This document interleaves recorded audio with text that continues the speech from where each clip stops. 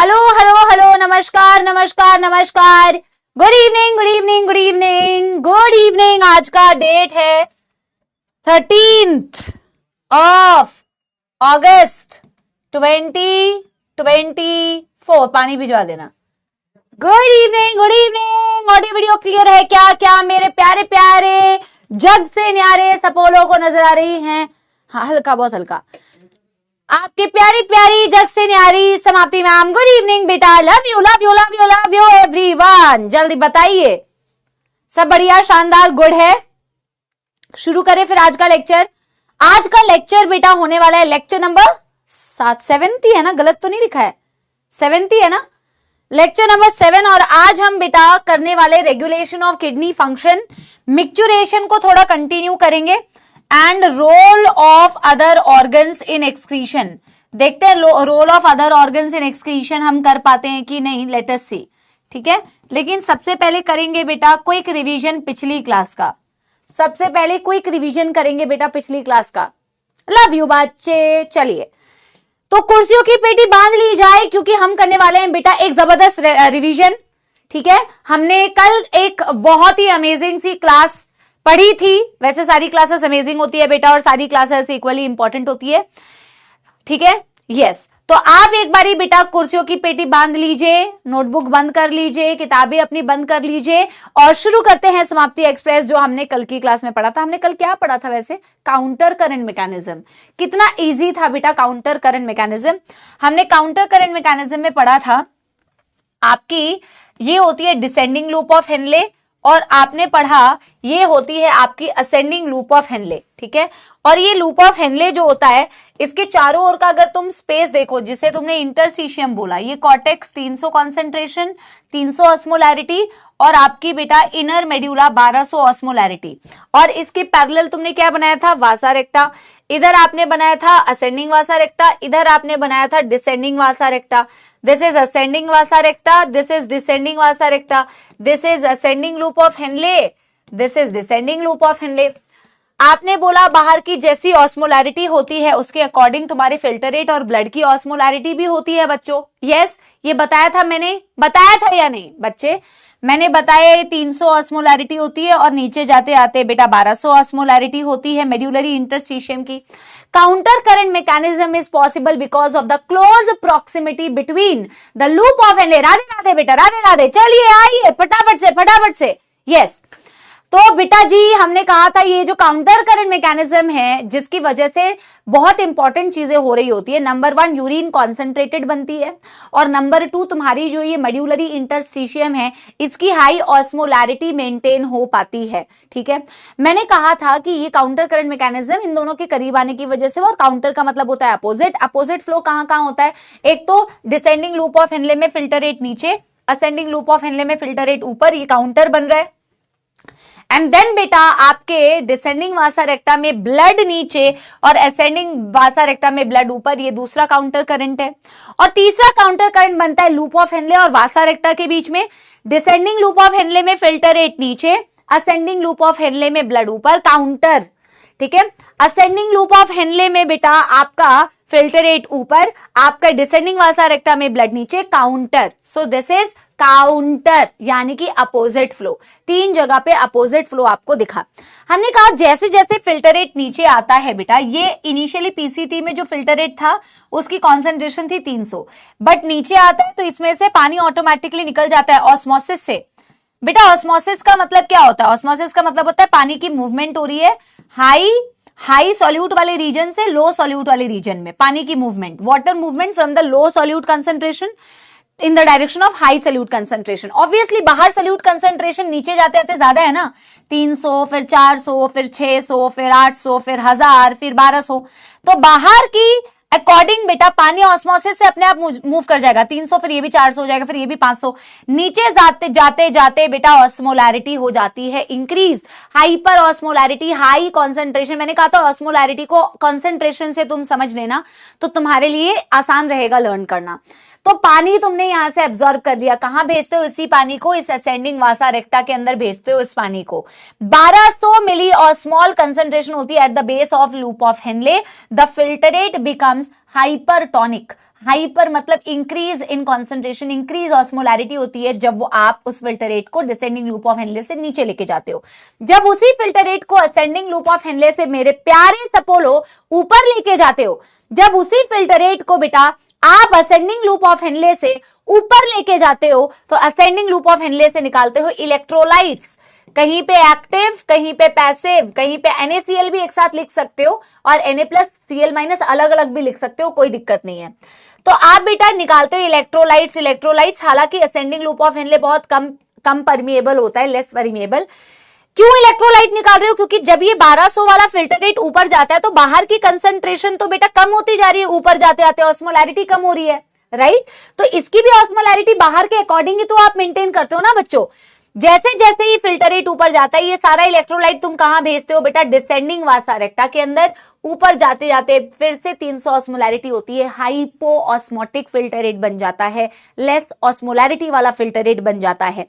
अब बहुत ही इंपॉर्टेंट बात बेटा एक और, आपके ब्लड की ऑस्मोलैरिटी होती है 300, आपके ब्लड की ऑस्मोलैरिटी होती है 300 और ब्लड की ऑस्मोलैरिटी कभी भी चेंज नहीं होती। लेकिन प्रॉब्लम ये है मैम, ये 300 ऑस्मोलैरिटी वाला ब्लड जो कि वासा रेक्टा में है, समझते जाना मेरी बात, ये 300 ऑस्मोलैरिटी वाला जो ब्लड वासा रेक्टा में है, ये ब्लड जब डिसेंडिंग वासा रेक्टा से नीचे जाता है तो इसमें ये सारे इलेक्ट्रोलाइट्स आ जाते हैं, Na+, ये 300 से 1200 ऑस्मोलैरिटी वाला हो जाता है। क्यों? क्योंकि इसको भी तो बेटा बाहर के अकॉर्डिंग अपनी ऑस्मोलैरिटी इसकी भी तो वैसी ही होगी जैसे बाहर की ऑस्मोलैरिटी है, ये भी तो उसी मेड्यूलरी इंटरस्टिशियम में है। जैसे जैसे ये वासा रेक्टा नीचे जाता है बेटा 300 से 1200 हो जाता है, क्योंकि इसमें ये सारे जो इलेक्ट्रोलाइट्स आपने असेंडिंग लूप ऑफ हेनले से रीएब्सॉर्ब किए थे वो इसी के अंदर गए। बट जैसे ही ये 1200 वाला ब्लड जो है असेंडिंग वासा रेक्टा से ऊपर जाता है, इसमें पानी पानी पानी पानी, ये वापस से 1200 से 300 हो जाता है बेटा, वापस से 1200 से 300 हो जाता है, वापस से 1200 से 300 हो जाता है। एक और बात मैं आपको बता दूं, जिस वासा रेक्टा के अंदर बेटा पानी गया था उसने इंटरस्टिशियम में क्या रिलीज किया? NaCl। इससे इस NaCl के बाहर रिलीज होने से भी तो बेटा इसकी ऑस्मोलैरिटी घटाने में इसने मदद की ना। आपने इसमें से सॉल्यूट निकाल दिया, सॉल्यूट निकाल दोगे तो इसकी ऑस्मोलैरिटी घट रही है ना? तो आपने NaCl रिलीज कर दिया, ये एक इलेक्ट्रोलाइट है मेन जो आपके इस मेड्यूलरी इंटरस्टिशियम की हाई ऑस्मोलैरिटी को मेंटेन करने के लिए रिस्पॉन्सिबल है।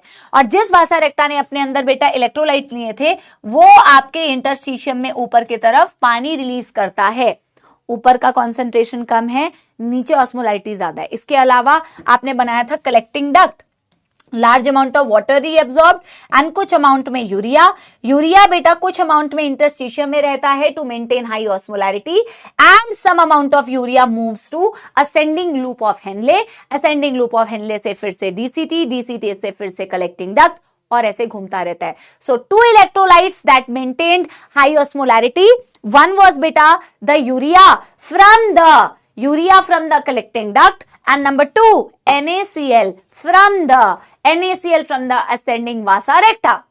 Done. और फिर हमने मिक्चुरेशन का एक प्रोसेस पढ़ा। मिक्चुरेशन हमने बोला था it's a process of urination. क्या हुआ था बेटा? तुम्हारे ब्लैडर, यूरिनरी ब्लैडर में कुछ स्ट्रेच रिसेप्टर्स थे। जैसे ही तुम्हारा यूरिन भरता है ब्लैडर के अंदर, यूरिनरी ब्लैडर में स्ट्रेचिंग होती है बच्चों, महसूस होता है कि अब सु आ रही है ना, यूरिन आ रही है बेसिकली, ठीक है। तो क्या होगा बेटा? तुम्हारी यूरिनरी ब्लैडर बेटा क्या हो रही है? स्ट्रेच हो रही है। स्ट्रेच रिसेप्टर्स बेटा स्ट्रेच कर रहे हैं। स्ट्रेच रिसेप्टर्स सिग्नल भेजते हैं किसको बेटा? स्ट्रेच रिसेप्टर्स सिग्नल भेजते हैं तुम्हारे सेंट्रल नर्वस सिस्टम को। याद करो, यस। वो अलग बात है बेटा, तुमको आ रही होती है, तुम जा नहीं रहे होते हो, है ना। ऐसा करना नहीं चाहिए क्योंकि it's not good for your bladder, it's not good for your health बेटा, ठीक है ना। फिर क्या होगा? तुम्हारी स्ट्रेच रिसेप्टर सिग्नल देगी सेंट्रल नर्वस सिस्टम को। सेंसरी न्यूरॉन ये इंफॉर्मेशन लेके जाती है, because sensory neuron carries information from the organ to the brain, from the organ to the brain, ठीक है। ब्रेन से बेटा क्या आता है? ब्रेन से आती है मोटर न्यूरॉन, ब्रेन से आती है मोटर न्यूरॉन। और मोटर न्यूरॉन 2 चीजों को इंफॉर्मेशन देती है बेटा। सेंट्रल नर्वस सिस्टम से बेसिकली सिग्नल्स आते हैं मोटर न्यूरॉन्स के थ्रू, और मोटर न्यूरॉन्स इंफॉर्मेशन देती है आपके ब्लैडर की स्मूथ मसल्स को और आपके बेटा यूरेथ्रल स्फिंक्टर्स को, ठीक है। यूरेथ्रल स्फिंक्टर्स जो होते हैं बेटा वो रिलैक्स करते हैं तब वो ओपन होते हैं, जब वो रिलैक्स करते हैं तब वो ओपन होते हैं, जब वो ओपन होते हैं तो यूरिनेशन हो जाती है, मिक्चुरेशन हो जाती है। आपकी ब्लैडर की जो स्मूथ मसल्स होती हैं उनमें जब मोटर न्यूरॉन इंफॉर्मेशन देती है तो वो कॉन्ट्रैक्ट करते हैं, जब वो कॉन्ट्रैक्ट करते हैं तो यूरिनेशन होता है, डिट्रूशन होता है, डिट्रूशन ऑफ यूरिन। डन एवरीबॉडी, जल्दी से मुझे बता दीजिए, मैंने ये आपको कल पढ़ाया था बट मिक्चुरेशन अभी कंप्लीट नहीं हुआ है। इसे बोला जाता है मिक्चुरेशन रिफ्लेक्स। इसे क्या बोलते हैं बेटा? मिक्चुरेशन रिफ्लेक्स, एक प्रकार का रिफ्लेक्स है। यूरिनेशन जो तुम जा रहे हो बेटा ये एक प्रकार का मिक्चुरेशन रिफ्लेक्स है। आज हम पढ़ेंगे यूरिन की कॉम्पोजिशन नॉर्मली क्या होती है और एबनॉर्मल कंडीशन में क्या होती है, ठीक है। Yes, done done done done, yes everyone. चलो यूरिन कॉम्पोजिशन आगे बेटा हम कंटिन्यू करते हैं। हम लिखते हैं यूरिन। एक दो बातें तो हमें यूरिन के बारे में पता है। जब हमने अभी मैकेनिज्म ऑफ यूरिन फॉर्मेशन पढ़ा था तो हमने देखा था कि हमारा फिल्टरेट बनता है बेटा कितना, फिल्टरेट बनता है कितना बेटा 125 ml पर मिनट। बट जो यूरिन जो होती है बेटा वो बनती है सिर्फ 1 से 1.5 लीटर पर मिनट के हिसाब से मत देखो, डे के हिसाब से देखो। आपकी जो फिल्टरेट बनती है बेटा वो बनती है 180 लीटर पर डे और यूरिन जो बनता है वो बनता है सिर्फ 1 से 1.5 लीटर पर डे। और ये दर्शाता है कि 99% ऑफ द सब्सटेंसेस आर रीएब्सॉर्ब्ड। 99% चीजों को तो आप रीएब्सॉर्ब कर लेते हो, राइट। तो हम यूरिन की कॉम्पोजिशन में सबसे पहले लिखेंगे 1 to 1.5 लीटर पर डे। इतना यूरिन तुम रिलीज करते हो एवरी डे। स्लाइटली एसिडिक होता है। मुझे बेटा आप ना इसका कारण बता भी सकते हो कि ये एसिडिक क्यों है। ये स्लाइटली एसिडिक होता है, अगर तुम इसका पीएच देखोगे तो ये अराउंड 6 है, न्यूट्रल के काफी पास। Slightly acidic. अगर तुम देखोगे बेटा कि तुमने एक सिक्रीशन किया था, टिब्यूलर सिक्रीशन में तुमने क्या किया था बेटा? हाइड्रोजन साइन सिक्रीट किए थे। फिल्टरेट के अंदर बेटा चीजें तुमने डाली थी कि नहीं? तुमने फिल्टरेट के अंदर चीजें डाली थी बेटा। फिल्टरेट में तुमने पीसीटी में हाइड्रोजन आयंस और अमोनिया सिक्रीट किए थे। डीसीटी में तुमने हाइड्रोजन आयंस, अमोनिया और पोटेशियम तीनों सिक्रीट किए थे। और कलेक्टिंग डक्ट में तुमने हाइड्रोजन और पोटेशियम सिक्रीट किया था। तुमने इतना सारा हाइड्रोजन आयन उसके अंदर सिक्रीट किया है, खुद सोच के देखो। टिब्यूलर सिक्रीशन की वजह से तुमने इतना सारा हाइड्रोजन आयन, तुमने बेटा चाहे पीसीटी हो, चाहे डीसीटी हो, चाहे कलेक्टिंग डक्ट हो, हर जगह हाइड्रोजन आयन सिक्रीट किए हैं। और इसी हाइड्रोजन आयंस की वजह से तुम्हारा जो यूरिन होता है वो स्लाइटली एसिडिक होता है, ठीक है।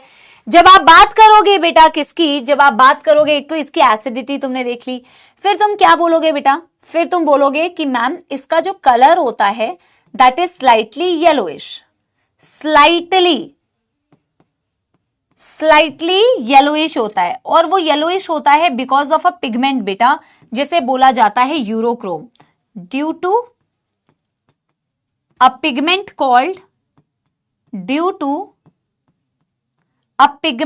Called as urochrome. बेटा यूरोक्रोम नाम का एक पिगमेंट होता है यूरिन में जो आपके यूरिन को yellowish colour, slightly yellowish colour देता है, ठीक है। यस, अभी सुनो बेटा, ये जो यूरोक्रोम है ये आखिर है क्या? आप लिवर में पढ़ते हो बेटा, लिवर में बाइल पिगमेंट्स होते हैं। Do you know that? हमने तो वैसे डाइजेशन एंड एब्जॉर्प्शन पढ़ा नहीं इस ह्यूमन फिजियोलॉजी में, वो डिलीट कर दिया है। हाँ, रितिका पेल भी बोल सकते हैं, है ना बेटा। आपका डाइजेशन एंड एब्जॉर्प्शन वाला चैप्टर तो डिलीट हो गया, बट आपने थोड़ा बहुत तो बेटा 8th 9th 10th में पढ़ाई होगा ना। बाइल में पिगमेंट्स होते हैं कुछ, bile pigments. Bile juice liver का एक प्रोडक्ट होता है। बाइल जूस में होते हैं बाइल पिगमेंट्स, जिसे बोला जाता है बिलिरुबिन एंड बिलीवर्डिन। ये बाइल जूस के अंदर मौजूद पिगमेंट्स होते हैं बेटा। और अगर किसी को कभी जॉन्डिस होता है ना, तो जॉन्डिस में ये बाइल पिगमेंट्स बहुत ज्यादा बढ़ जाते हैं और जब ये बाइल पिगमेंट्स बहुत ज्यादा बढ़ जाते हैं ये येलोइश कलर देते हैं। आपका जो फीकल मैटर होता है ना बेटा, इसे लिखना नहीं है क्योंकि हमने वो चैप्टर पढ़ा नहीं है, इसीलिए थोड़ा सा उसके बारे में बता रही हूं। तो हमारा जो फीकल मैटर होता है ना, हमारा जो स्टूल होता है, उसका जो कलर होता है that is because of the bile pigments. क्योंकि हमारा फूड जब डाइजेस्ट होता है उसमें बाइल जूस का भी रोल होता है, तो उसमें बाइल जूस मिक्स होता है और बाइल में होते हैं ये बाइल पिगमेंट्स, और इन्हीं बाइल पिगमेंट्स की वजह से फीकल मैटर का कलर जो होता है that is slightly whatever colour that you see is because of this bile pigment. इसी बाइल पिगमेंट का डेरिवेटिव होता है, इसी से ही डिराइव होता है जो पिगमेंट, उसे बोलते हैं यूरोक्रोम। और ये क्योंकि बाइल पिगमेंट से डिराइव होता है तो ये जहां पे होगा वो slightly yellowish tinge, yellowish colour आपके यूरिन को देगा। तो मैं यूरोक्रोम के ब्रैकेट में एक छोटी सी चीज लिख देती हूं, it is derived from bile pigments. Bile pigment से बेटा ये डिराइव्ड होता है। बाइल पिगमेंट्स का मतलब क्या बोल रही है ma'am? Bile pigments bilirubin and biliverdin. पीलिया हो जाता है जब ये बढ़ जाते हैं, बिलीवर्डिन। बहुत सारे लोगों को शायद पीलिया कभी हुआ हो जीवन में, जॉन्डिस पीलिया, है ना। तो कलर हमने देख लिया, एसिडिक स्लाइटली हो गया, अमाउंट हमने देख लिया। अब बेटा जी सबसे इंपॉर्टेंट बात, इसके थ्रू हम कर क्या रहे हैं? Elimination of the nitrogenous waste. हमारा नाइट्रोजनस वेस्ट है यूरिया, तो इसके थ्रू बेटा 25 से 30 ग्राम यूरिया पर डे हम एलिमिनेट करते हैं। समझ में आ गई बात? पर डे हम इतना यूरिया एलिमिनेट करते हैं, 25 से 30 ग्राम। सबसे इंपॉर्टेंट काम तो हमारा एक्सक्रीशन को करने का यही तो था ना बेटा। सबसे इंपॉर्टेंट पर्पस जो था हमारा ये था कि भाई हम, एक सेकंड देना बेटा मुझे, है ना, कि अरे भाई कि हम इसको एलिमिनेट करें। तो 25 से 30 ग्राम यूरिया आप एलिमिनेट करते हैं पर डे। यूरिन में नॉर्मली कभी प्रोटीन्स नहीं आती है क्योंकि प्रोटीन्स बेटा कभी फिल्टर आउट हो ही नहीं सकती। तुम्हारी फिल्टरेशन मेम्ब्रेन का साइज जो होता है वो अलाउ ही नहीं करता कि प्रोटीन्स फिल्टर आउट हो। प्रोटीन्स फिल्टर आउट नहीं हो रही है, जितने भी एसेंशियल कंपोनेंट्स थे, ग्लूकोज हो गया, अमीनो एसिड्स हो गए, इलेक्ट्रोलाइट्स हो गया, आयंस हो गया, पानी हो गया, तुमने इन सारी यूजफुल चीजों को भी तो बेटा रीएब्सॉर्ब कर लिया था। पीसीटी से मैक्सिमम कर लिया था, फिर तुमने लूप ऑफ एनले से भी किया था, फिर तुमने डीसीटी से भी किया था, फिर तुमने कलेक्टिंग डक्ट से भी किया था। लेकिन कई बार ऐसा होता है कि एबनॉर्मल चीजें भी तुम्हारी यूरिन से रिलीज होने लग जाती है। जो एनसीईआरटी ने दिया हुआ है, मैं सिर्फ वो वाली चीजें तुम्हें बताती हूं। जैसे दिया हुआ है कभी कभार ग्लूकोज यूरिन में से बाहर रिलीज करना, कीटोन बॉडीज यूरिन से बाहर रिलीज होना। 2 बार नीट में लगातार सवाल आया हुआ है इस पर्टिकुलर पार्ट से, बहुत ज्यादा इंपॉर्टेंट है। मैं आपको पूरा कॉन्सेप्ट समझाऊंगी and it's a awesome concept, awesome. तुम्हें ये कॉन्सेप्ट कहीं नहीं मिलेगा, इसीलिए तुम इसको अच्छे से पढ़ो। कंसेप्ट तो समझ लो, बट मैं हमेशा कहती हूं बेटा पता होना चाहिए कि क्वेश्चन क्या पूछ रहे हैं। क्वेश्चन तो डायरेक्ट पूछते हैं, ग्लाइकोसूरिया क्या होता है, कीटोन्यूरिया क्या होता है, और ये किस बीमारी को इंडिकेट करते हैं। आपको उसके पीछे का लॉजिक बताऊंगी कि ऐसा क्यों होता है, क्योंकि आप पढ़ रहे हो तो कॉन्सेप्ट तो पता होना चाहिए ना, पीछे की साइंस क्या है। तो हम कहते हैं कि समटाइम्स, ये तो नॉर्मल कॉम्पोजिशन यूरिन लिख रहे हो, कभी कभी ग्लाइकोसूरिया की कंडीशन और कभी कभी कीटोन्यूरिया की कंडीशन हमें दिखती है। कीटोन्यूरिया, ये दोनों ही एक ही बीमारी की तरफ इशारा कर रहे हैं बेटा, ठीक है। जब हम कह रहे हैं glycosuria, presence of glucose in urine, बेटा वैसे तो हम 100% ग्लूकोज रीएब्सॉर्ब कर लेते हैं, कहते हैं ना, वैसे तो हम 100% ग्लूकोज पीसीटी से रीएब्सॉर्ब कर लेते हैं, 100% अमीनो एसिड रीएब्सॉर्ब कर लेते हैं, पर ये फिर कैसे हो रहा है इसको समझना। एंड दूसरा है presence of ketone bodies in the urine, presence of ketone bodies in the urine, ketone bodies in the urine. ये कीटोन बॉडीज क्या है ये भी मैं अभी आपको समझाऊंगी। फिल्टर डैमेज हो गया शगुन बेटा, नहीं, फिल्टर डैमेज होने से तो क्या ही फर्क पड़ेगा, यूरिन तो वैसे भी फिल्टर आउट हो ही रहा था ना बेटा। यूरिन तो वैसे भी फिल्टर आउट हो रहा था, तो फिल्टरेशन से तो कोई लेना देना है ही नहीं।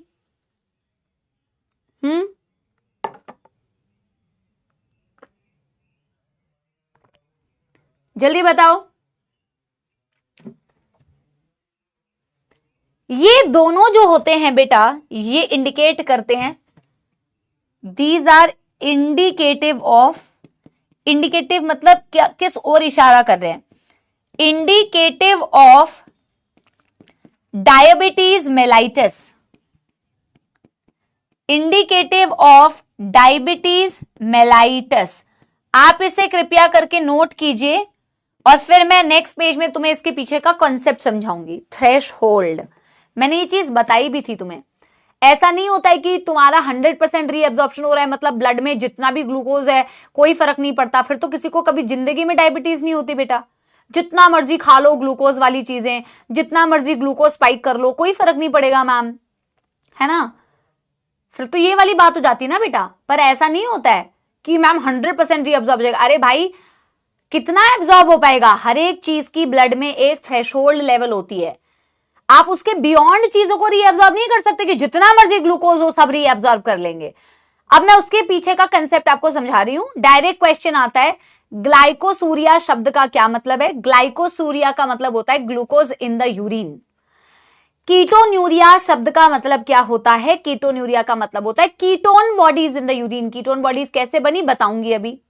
और ये दोनों चीजें जब आपको बेटा अपने ब्लड में दिखती है तो इनको बोला जाता है कि ये इंसान डायबिटीज मेलाइटिस से सफर कर रहा है, जिसको मैं अभी समझाती हूं। डन हो गया होगा आई थिंक आपका, ठीक है। अब मैं इसके पीछे की कहानी आपको बताती हूं, बहुत ही मस्त कहानी है, बहुत ही मस्त लॉजिक है, इसको बहुत अच्छी तरीके से समझना, ठीक है। पहला इंडिकेटिव पता है ग्लूकोज होता है। डॉक्टर सबसे पहले पहचान लेता है कि भाई इसके यूरिन में से ना ग्लूकोज बाहर आ रहा है, तो पहला जो शक जाता है कि इसको क्या प्रॉब्लम होगी, तो पहला शक जाता है कि डायबिटीज है। इंसिपिडस नहीं, इंसिपिडस तो एडीएच की डेफिशिएंसी से हुई थी। अब मेरे प्यारे बच्चों एक बारी देखो, मैं कह रही हूं डायबिटीज मेलाइटिस का केस।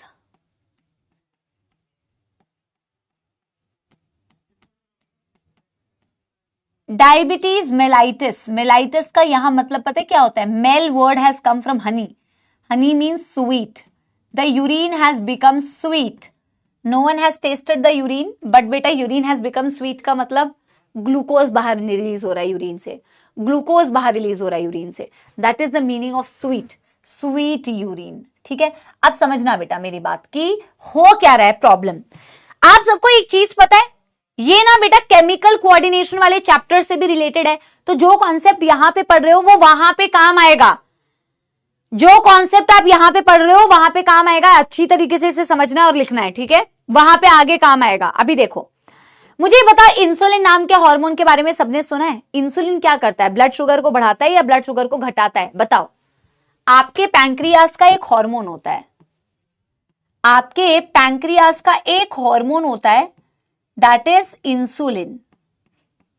आप सबने बेटा इंसुलिन, इनफैक्ट जो मतलब आपके अगर पेरेंट्स से भी इंसुलिन पूछोगे तो शायद उनको भी इस हार्मोन का तो नाम पता ही होगा।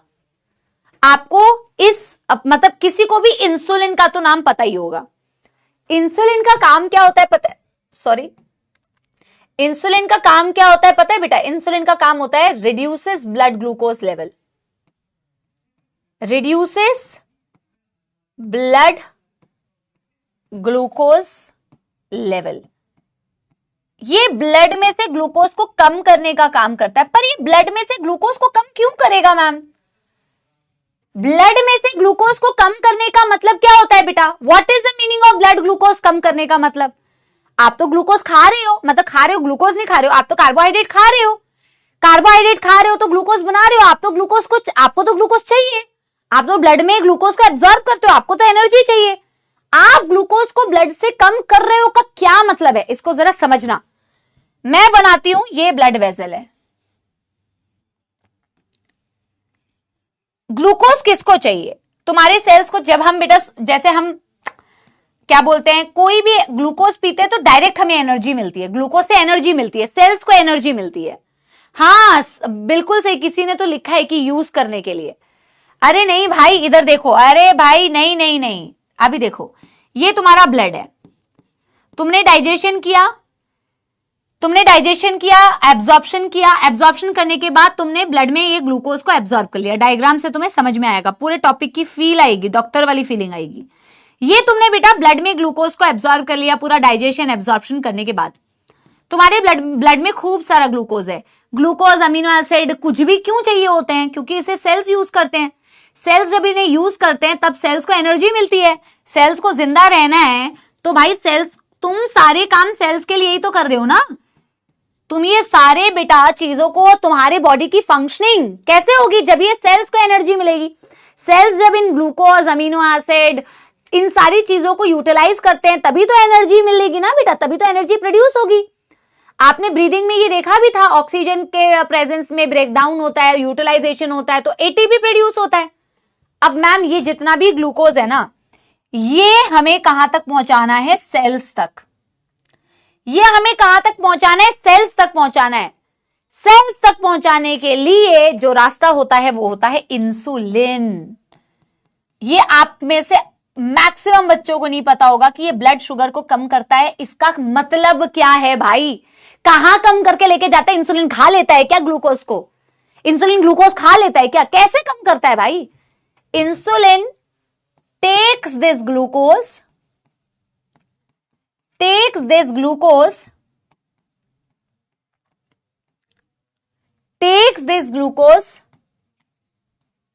to cells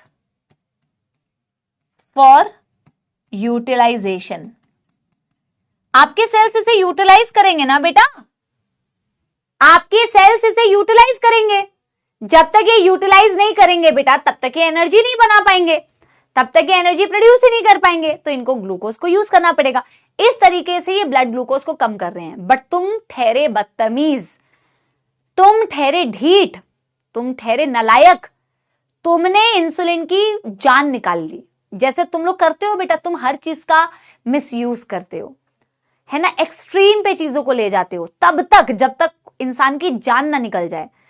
तो तुमने बेटा क्या किया ना, एक लिमिट के बियॉन्ड ग्लूकोज को इंक्रीज किया। अगर बहुत ज्यादा ग्लूकोज होगा तो क्या इंसुलिन को ज्यादा काम करना पड़ेगा? इंसुलिन के भी बेटा रिसेप्टर्स होते हैं सेल्स के ऊपर, और रिसेप्टर से बाइंड करके वो काम करता है, वो तो चलो बहुत बाद की कहानी है। समझना मेरी बात बेटा, excess of glucose in the blood, समझना आप मेरी बात। अब होता क्या, डायबिटीज मेलाइटस हुई क्यों? देखो वैसे अलग अलग प्रॉब्लम्स हो सकती हैं। कई लोगों के रिसेप्टर्स काम करना बंद कर देते हैं। यंग एज में जो डायबिटीज होती है वो एक्चुअल में एक ऑटो इम्यून डिसऑर्डर है, तो मैं उतने डिटेल में नहीं जा रही हूँ। बूढ़े लोगों में जो डायबिटीज होती है वो एज के साथ वाली होती है, वो अलग होती है, और यंग लोगों में जो डायबिटीज होती है 20 साल के उम्र के पहले अगर डायबिटीज होती है वो अलग रीजन से होती है। बट इन जनरल अगर मुझे तुम्हें समझाना है तो मैं ये कह रही हूँ कि समझो फॉर एग्जाम्पल अगर इंसुलिन ने काम करना बंद कर दिया, इंसुलिन के रिसेप्टर्स ही काम नहीं कर रहे, तुमने इंसुलिन से इतना काम कराया कि इंसुलिन थक गया, जस्ट समझने के लिए समझो, तो क्या होगा बेटा? इंसुलिन यहां पे क्या कर रहा था? इंसुलिन ब्लड ग्लूकोज को कम कर रहा था। इंसुलिन के यहां रिसेप्टर्स होते हैं, जब इंसुलिन अपने रिसेप्टर से बाइंड करता है ना, तब वो बेटा इस ग्लूकोज को सेल के अंदर ले जाएगा, कहेगा कि तुम इसे यूटिलाइज करो। ये इंसुलिन के रिसेप्टर्स है। तुमने बेटा इतना काम कराया कि भैया अब ये काम ही नहीं करना बंद कर दिए। अब जब ये काम ही करना बंद कर देंगे, इंसुलिन के रिसेप्टर्स ही खराब हो जाएंगे बेटा, तो क्या होगा? आपके सेल्स ग्लूकोज को यूज नहीं कर पाएंगे। क्या मेरी बात समझ में आ रही है? यस, आपके सेल्स ग्लूकोज को यूज ही नहीं कर पाएंगे। आपके सेल्स ग्लूकोज को यूज ही नहीं कर पाएंगे तो ग्लूकोज कहां रह जाएगा? ब्लड में। बोलो हाँ या ना, एक थम्स अप देना बेटा। मैंने कहा इंसुलिन रिसेप्टर्स बिकम सेंसिटिव और unable to function,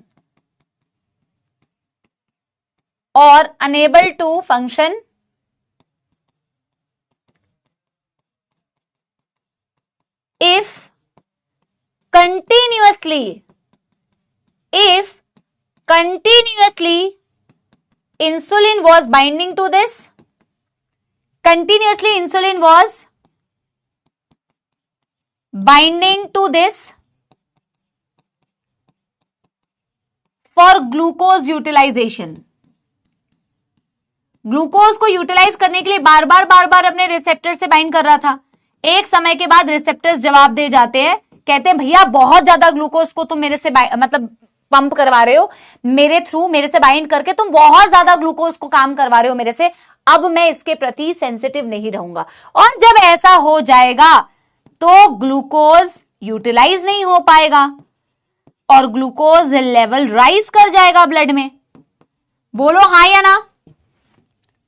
glucose level rise कर जाएगा बेटा ब्लड में, क्योंकि ग्लूकोज यूज ही नहीं हो पा रहा। और जब ये इतना ज्यादा ग्लूकोज राइज कर जाएगा, देन बेटा आप एक लिमिट तक ही इसे रीएब्सॉर्ब कर पाओगे। Glucose will be eliminated via urine. आप तो एक लिमिट तक ही एब्सॉर्ब कर सकते हो ना, उसके बियॉन्ड जब तुमने इतना बढ़ा लिया,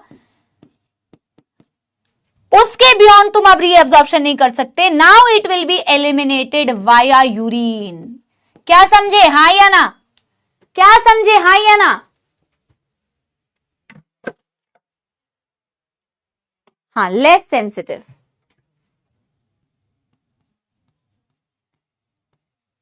क्या ये बात सबको समझ में आई? लेस सेंसिटिव, इनसेंसिटिव बोल सकते हो, है ना? क्या ये बात सभी बच्चों को समझ में आई कि क्या हुआ? आपके रिसेप्टर्स थक गए बेटा, आपके इंसुलिन ने रिसेप्टर से इतना काम कराया, आपके रिसेप्टर्स कह रहे हैं भाई तुमने कॉन्स्टेंटली अपने ब्लड में इतना ग्लूकोज बढ़ा के रखा था और तुमने मुझसे इतना काम किया कि अब मैं इसके प्रति रिस्पॉन्स नहीं दूंगा। आपके ब्लड में कॉन्स्टेंटली ग्लूकोज बढ़ा और जब आपके ब्लड में beyond a certain level glucose बढ़ता है तो आप चाहो भी तो उतना रीअब्सॉर्ब नहीं कर सकते। वो ग्लूकोज अल्टीमेटली यूरिन से एलिमिनेट होगा, जिसे बोला जाता है ग्लाइकोसूरिया। पहली चीज आपकी इंडिकेटिव जो डायबिटीज मेलाइटस के केस में होती है वो होती है glycosuria.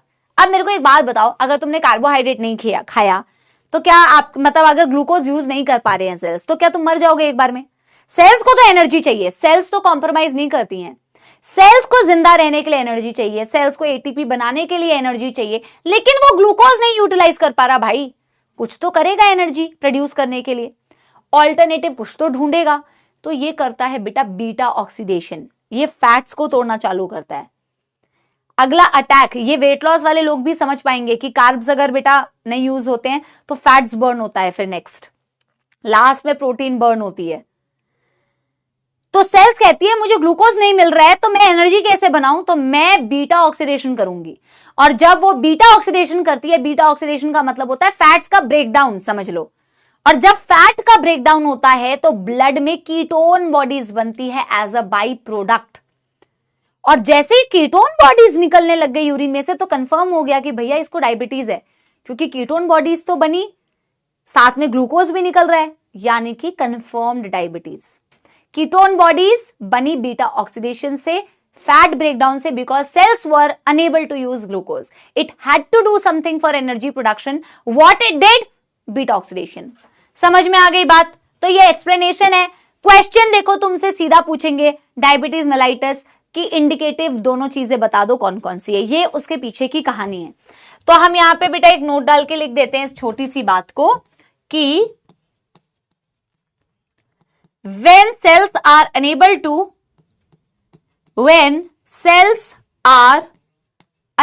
to use glucose, they start beta oxidation.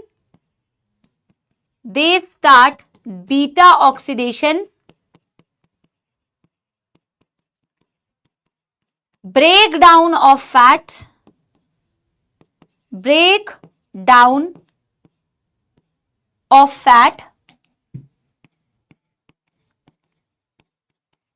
for energy production. As a result, byproduct ketone bodies are formed, और फिर यही एलिमिनेट होती है बेटा। Ketone bodies formed, eventually eliminated via urine. Eventually eliminated via urine. दोनों चीजें समझ में आ गई। कीटोन यूरिया और ग्लाइकोसूरिया दोनों डायबिटीज मेलाइटस के केस में कैसे दिखती हैं। दोनों चीजें समझ में आ गई प्यारे बच्चों? यस। अभी स्कूल में किसी को समझाना हो तो समझा सकते हो आसानी से। शो ऑफ तो करोगे ना स्कूल जाके, ऐसे मत बोलना कि करते नहीं हो। हाँ,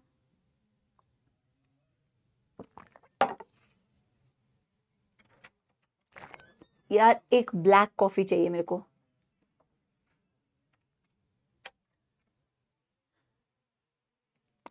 डन डन डन डन।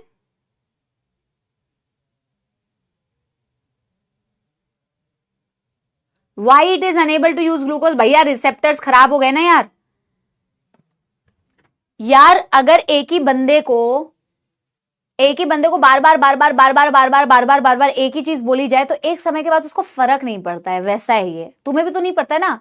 पढ़ाई करो बेटा, पढ़ाई करो, पढ़ाई करो, पढ़ाई करो। पहले फर्क पड़ रहा था, फिर कोई फर्क नहीं पड़ता है, तुम ढीठ हो जाते हो, जो कि बहुत गंदी बात है बेटा।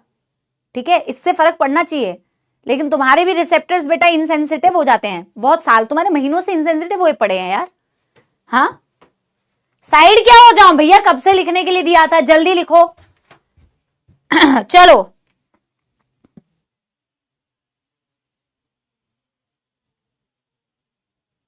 चलो, अरे भैया मजबूरी में ब्लैक कॉफी पीना पड़ रहा है बेटा, क्या करें बताइए। ब्लैक कॉफी तो फिर भी चलेगी बेटा, चाय अगर गंदी होती है ना तो पी नहीं जाएगी। अरे किसी ना किसी चीज से तो बेटा एनर्जी लानी पड़ेगी ना जिंदगी में। अब यहाँ चाय पीऊंगी तो बेटा मेरी एनर्जी ना और डाउन हो जाएगी। यहाँ पे ऐसी चाय मिलेगी मशीन वाली?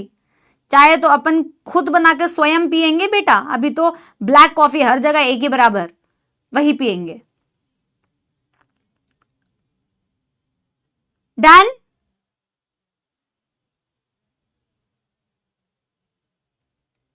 सब लोगों ने लिख लिया है बेटा? ये देखो, ये एबनॉर्मल कंडीशन है, ये एबनॉर्मल सिचुएशन है। Now I will teach you बेटा रेगुलेशन ऑफ किडनी फंक्शन। काफी सारे कंसेप्ट्स हैं, तो दिमाग के स्क्रू को बेटा थोड़ा टाइट कर लीजिए, क्योंकि इसका काफी इस्तेमाल होने वाला है और बहुत ही बढ़िया कंसेप्ट है, जबरदस्त कंसेप्ट है रेगुलेशन ऑफ किडनी फंक्शन। अगर आप एक समझ जाओगे तो बाकी सारी चीजें मक्खन क्लियर हो जाएगी, और अगर एक आपने गलत कर दिया ना बेटा समझने में, तो फिर बाकी चीजों में भी मौत आएगी। रेगुलेशन ऑफ किडनी फंक्शन, यहां से क्वेश्चंस की लैंग्वेज में आप बहुत ज्यादा फंसते हो। ठीक है, तो फंसना नहीं है, ठीक है ना, फंसना नहीं है। करते हैं बेटा, हेडिंग डालते हैं, regulation of kidney function. And what is the meaning of regulation of kidney function? इसके लिए मुझे तुम्हें थोड़ा सा इसके बेसिक्स पहले बताने पड़ेंगे। रेगुलेशन ऑफ किडनी फंक्शन, इसका मतलब समझाती हूं मैं। अगर आपके जीएफआर में कभी बढ़ोतरी या घटोतरी हो रही है, जीएफआर बढ़ना या घटना, इन सारी चीजों को आप नॉर्मल कर सकते हो। रेगुलेशन ऑफ किडनी फंक्शन का मतलब है कभी कभार जीएफआर किसी का बढ़ गया, कभी कभार जीएफआर किसी का घट गया, ऐसे नहीं चलेगा मैम। इसको हमें नॉर्मल करना पड़ेगा। इसको नॉर्मल करने के लिए तुम्हारी किडनी काम कर रही होती है कि अगर बाई चांस जीएफआर बढ़ा हुआ है या जीएफआर घटा हुआ है तो बेटा इसको अपन नॉर्मलाइज कर सकते हैं। समझ रहे हो? यस, वही होता है रेगुलेशन ऑफ किडनी फंक्शन। लेकिन अब मैं तुम्हें पहले तो बेटा सिचुएशन समझाती हूं, क्योंकि बिना सिचुएशन समझे तुम कॉन्सेप्ट पे जंप कर जाओगे तो तुम्हें नहीं समझ आएगा। बेसिक्स बताती हूं पहले तुम्हें मैं, क्योंकि दो ही सिचुएशन हो सकती है, या तो जीएफआर बढ़ी हुई या तो जीएफआर घटी हुई। ये दो ही सिचुएशन हो सकती है। इस टॉपिक को पढ़ने से पहले हमें बेसिक्स पढ़ने हैं, पर मैं यहां पे पहले लिख देती हूं 3 प्रकार से रेगुलेशन होता है बेटा। एक होती है बाई और हाइपोथैलेमस, बाई हाइपोथैलेमस,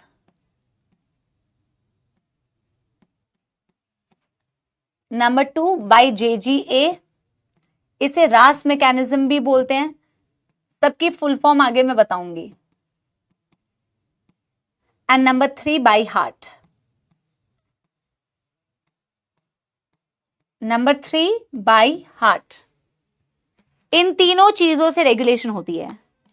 ठीक है, अब मैं तुम्हें बेसिक्स बताती हूं पहले। एक ब्लैक कॉफी बोली थी यार,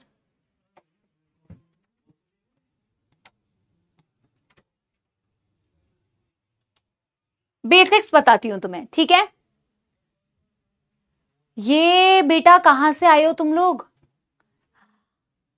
हे भगवान, महबूब आलम और 2-3 लड़कियों का नाम गया यार, मेरे को नाम लेने का मन है जो पूछ रही हैं जीएफआर क्या होती है। हे भगवान, ठीक है, गायत्री भी पूछ रही है, हे भगवान, चारू नेगी भी पूछ रही है व्हाट इज जीएफआर।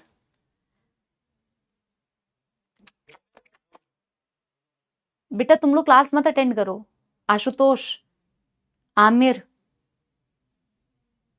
भाई कौन सी दुनिया में हो यार, please don't attend the class please.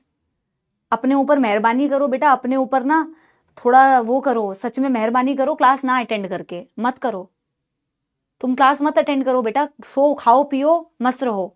तुम ग्लोमेरुलर फिल्टरेशन रेट पूछते हो। हे भगवान, क्या समझ में आएगा तुम्हें, हे प्रभु, हे ईश्वर। चलिए देखो, 2 सिचुएशन, भैया शुगर वगैरह कुछ तो डाला नहीं है ना, बेस प्लेन है ना। हाँ बेटा देखो, दो सिचुएशन है। देखो सुनो सुनो सुनो मैम, एक कंडीशन है जीएफआर बढ़ने की, इंक्रीज जीएफआर, और एक कंडीशन है डिक्रीज जीएफआर। इसको समझिए, क्योंकि आप डॉक्टर बनेंगे, मेडिसिन किस बेसिस पर रिकमेंड करेंगे कि प्रॉब्लम क्या है। अगर प्रॉब्लम पता होगी तभी आप सोल्यूशन निकाल सकते हैं। तो हम प्रॉब्लम से शुरुआत कर रहे हैं कि बॉडी में 2 ही सिचुएशन हो सकती है, या तो जीएफआर आपका बढ़ा हुआ है और या तो बेटा जीएफआर आपका घटा हुआ है। ये 2 ही प्रॉब्लम्स आपकी बॉडी में होगी जिसको किडनी रेगुलेट करेगी, बढ़े हुए जीएफआर को, घटे हुए जीएफआर को। बट ये कब कब होती है ये समझना आपके लिए जरूरी है, ठीक है, ये समझना आपके लिए जरूरी है। देखो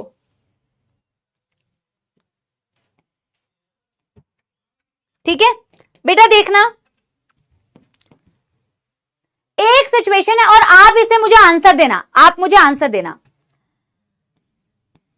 किसी भी रीजन से अगर तुम्हारा ब्लड वॉल्यूम कम हो जाए, किसी भी रीजन से, जैसे ब्लड वॉल्यूम कम होने का मतलब है, बेटा समझना, मेरी बातों का आंसर देना। बहुत ज्यादा समर सीजन है, एक्सट्रीम समर है, बहुत ज्यादा स्वेटिंग हो रही है, एक सिचुएशन ये हो गई।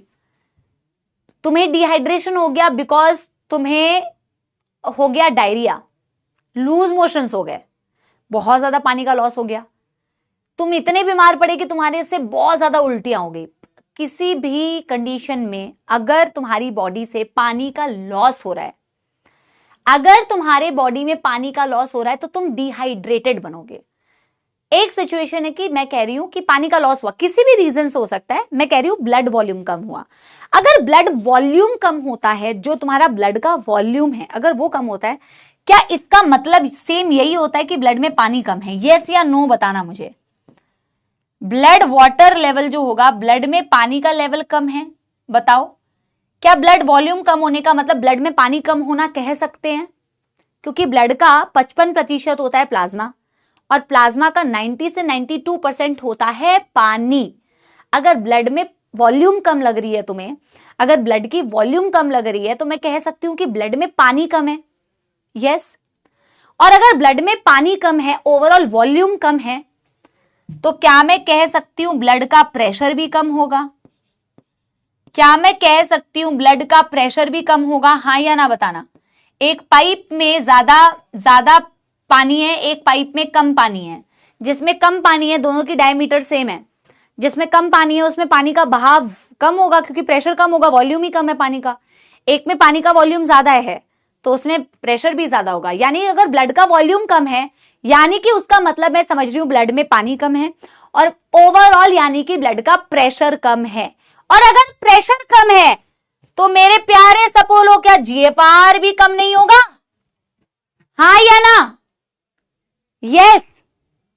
जीएफआर ऑटोमेटिकली कम होगा या नहीं? जीएफआर कैसे? ग्लोमेरुलर फिल्टरेशन रेट, एफरेंट का ब्लड आता है आपके ग्लोमेरुलाई में, प्रेशर की वजह से तो फिल्टर आउट हो रही थी चीजें। अगर एफरेंट से आने वाला ब्लड ही बेटा प्रेशर कम है तो ओवरऑल जीएफआर भी तो कम होगी, because the main factor that decides कि ब्लड फिल्टर हो रहा है, ब्लड का प्लाज्मा पार्ट, वो है इवेंचुअली उसमें कितना प्रेशर है। बिकॉज द मेजर फैक्टर, मैंने कहा था कि it's a passive process, filtration जो होती है वो पैसिव प्रोसेस होती है, वो बेसिकली प्रेशर पे डिपेंड करती है। करेक्ट है, ये बेसिक्स है बच्चों। इन बेसिक्स को बहुत अच्छे से समझना, इस तरीके से ही समझना होता है, तभी आपको ये कंसेप्ट बिल्कुल तगड़ा समझ में आएगा। ऑटोमेटिकली मैं कह सकती हूं ना, यानी कि तुम्हें इमेजिन करना है कि प्रॉब्लम अगर जीएफआर कम की है तो तुम वो सारे हथकंडे अपनाओगे जिससे तुम पानी को एब्जॉर्ब कर पाओ, क्योंकि ब्लड में पानी कम है। ये जो लैंग्वेज मैं बोल रही हूं ये तुम्हारे कंसेप्ट को इजी करेगा बेटा। मैम ने कहा जीएफआर कम है क्योंकि ब्लड वॉल्यूम कम है। ब्लड वॉल्यूम का मतलब है ब्लड में पानी कम है। ब्लड में पानी कम है, ब्लड का प्रेशर कम है, तो जीएफआर कम है। ब्लड में पानी कम है तो जीएफआर कम है, यानी कि जब जब जीएफआर कम होगी तो मैं वो सारी चीजें करूंगी जो पानी को रीएब्सॉर्ब करने में हेल्प करे, रीएब्सॉर्ब करने में हेल्प करे, क्योंकि मेरे को पानी को रीएब्सॉर्ब करना है, क्योंकि ब्लड में पानी कम है। Yes yes. और बेटा बताओ, अगर जीएफआर कम है या ब्लड की पानी का वॉल्यूम कम है तो क्या मैं कह सकती हूं ऑस्मोलैरिटी ज्यादा है? ऑस्मोलैरिटी ज्यादा है, कह सकती हूं मैं, ऑस्मोलैरिटी ज्यादा है। ब्लड वॉल्यूम अगर कम है, ऑस्मोलैरिटी ज्यादा है ना। इस ग्लास में सॉल्यूट्स उतने ही है, अगर मैंने इसमें से पानी हटा दिया, अगर मैंने पानी कम कर दिया तो ऑस्मोलैरिटी बढ़ जाएगी। सिंपल सा लॉजिक है यार। ऑस्मोलैरिटी, एक मैं तुम्हारे लिए फॉर्मूला ही लिख देती हूं, किसी भी चीज की ऑस्मोलैरिटी डायरेक्टली प्रोपोर्शनल होती है सॉल्यूट उसमें कितना है, इनवर्सली प्रोपोर्शनल होती है कि उसमें सॉल्वेंट कितना है। जितना ज्यादा सॉल्वेंट उतनी कम ऑस्मोलैरिटी, जितना कम सॉल्वेंट उतनी ज्यादा ऑस्मोलैरिटी, जितना ज्यादा सॉल्यूट उतनी ज्यादा ऑस्मोलैरिटी, जितना कम सॉल्यूट उतनी कम ऑस्मोलैरिटी। सिंपल सा लॉजिक है, कल ही पढ़ाया था मैंने। यस यस एवरीवन, ठीक है। और बेटा क्या इसी के विपरीत होता है ये? क्या इसी के विपरीत, बिल्कुल अपोजिट होता है ये। अगर जीएफआर ज्यादा है, अब समझना कैसे, किसी भी कारण से अगर तुम्हारा एक्सेस ऑफ पानी तुम्हारी बॉडी में अगर है, अगर तुम्हारा ब्लड वॉल्यूम ज्यादा है मेरे बच्चे, तो मेरे बच्चे ब्लड में पानी ज्यादा है, और अगर ब्लड में पानी ज्यादा है, ब्लड का वॉल्यूम ज्यादा है, तो ब्लड का प्रेशर ज्यादा है मेरे बच्चे। यस, ब्लड का प्रेशर ज्यादा है। यस, ब्लड का प्रेशर ज्यादा है। और अगर ब्लड का प्रेशर ज्यादा है तो क्या जीएफआर भी ज्यादा होगी? रिलेटेड है। यस, ब्लड में पानी ज्यादा मतलब ऑस्मोलैरिटी कम, इनवर्सली प्रोपोर्शनल है ना। जल्दी से दिल बनाओ इतने बढ़िया बेसिक्स के लिए, जल्दी से दिल बनाओ। यस एवरीबॉडी,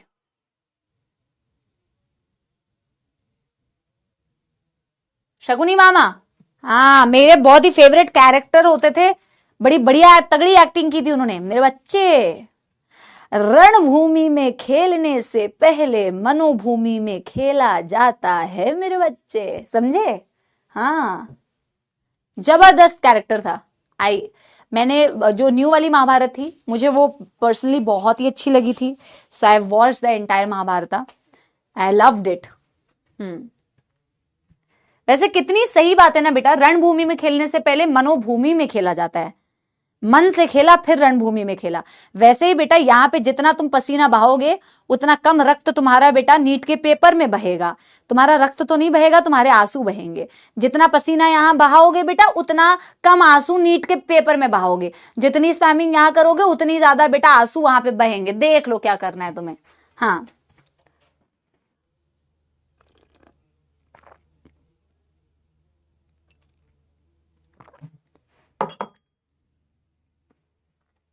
बेटा ये बेसिक्स क्लियर हो गए तुम्हें? यस एवरीबॉडी, जल्दी बताइए।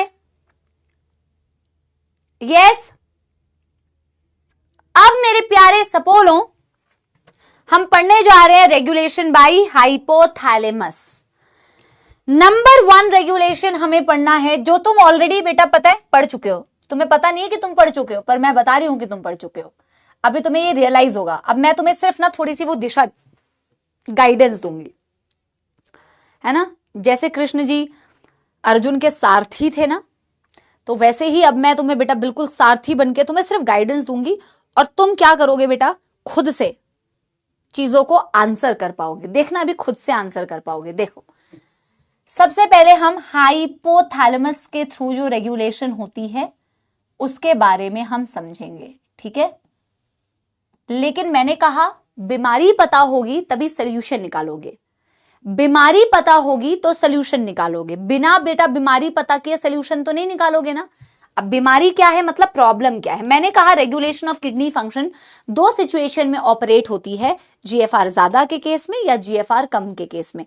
यहां पे प्रॉब्लम मैं ऐसे ही लिख रही हूं, बिल्कुल नर्सरी वाली लैंग्वेज में, ताकि तुम्हारे क्वेश्चंस कभी जीवन में गलत ना हो। यहां प्रॉब्लम है जीएफआर कम है। आपके दिमाग में खट से क्लिक करना चाहिए कि मैम ने जीएफआर कम का मतलब क्या बताया था। मैम ने जीएफआर कम का मतलब बताया था ब्लड वॉल्यूम कम है, ब्लड में पानी कम है, ब्लड का प्रेशर कम है। ये सारी चीजें एकदम से क्लिक हो जानी चाहिए। जीएफआर कम है, प्रॉब्लम ये है। अब बेटा हमारी बॉडी में बहुत सारे ऑस्मो रिसेप्टर्स होते हैं जो चेंज इन ऑस्मोलैरिटी को डिटेक्ट करते हैं। There are osmo receptors in our body, अलग अलग जगह पे ऑस्मो रिसेप्टर्स हैं। जैसे आपका ब्लड वॉल्यूम ऊपर नीचे होता है तो ऑस्मोलैरिटी चेंज होती है। जीएफआर कम होने का मतलब क्या बताया था मैम ने अभी अभी, ब्लड में पानी कम है, पानी कम है यानी कि ऑस्मोलैरिटी ज्यादा है। जैसे ही ऑस्मोलैरिटी चेंज होती है आपके ऑस्मो रिसेप्टर्स इस चेंज इन ऑस्मोलैरिटी को डिटेक्ट करते हैं। और मैं क्योंकि हाइपोथैलेमस का रेगुलेशन बता रही हूं तो मैं अभी हाइपोथैलेमस वाली चीज तो मैं बताती हूं, ठीक है।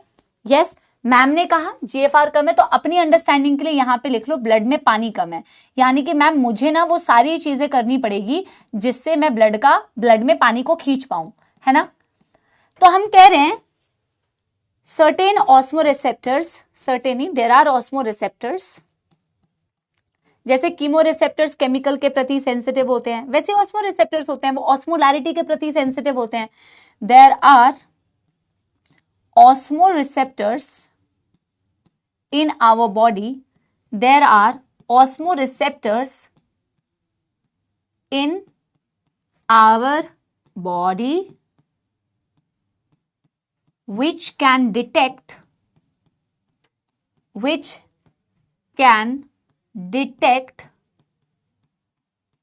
change, which can detect change in osmolarity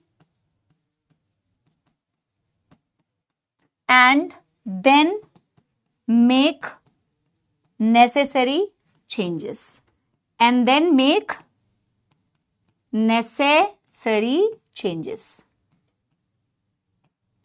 अब यहां पे क्या हो रहा है, ऑस्मोलैरिटी चेंज हो रही है, ऑस्मोलैरिटी चेंज हो रही है तो अब देखो क्या होगा बेटा, सुनना। मैं बनाती हूं hypothalamus, master of master gland, और ये हाइपोथैलेमस में भी होते हैं ऑस्मो रिसेप्टर्स।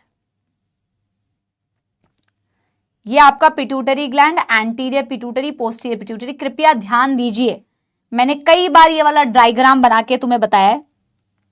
अगर अब भी तुम भूल रहे हो तो मतलब तुमने कितनी गंदी तरीके से पढ़ाई की है। ये डायग्राम मैंने पहले भी बनाया है हाइपोफाइशियल पोर्टल सिस्टम पढ़ाते वक्त। मैंने कहा तुम्हारे ऑस्मो रिसेप्टर से कुछ हाइपोथैलेमस में ऑस्मोलैरिटी चेंज हुई, इसे पता चला,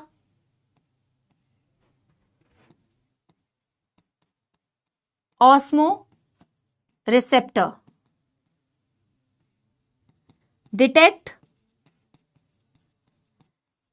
change in osmolarity, change in osmolarity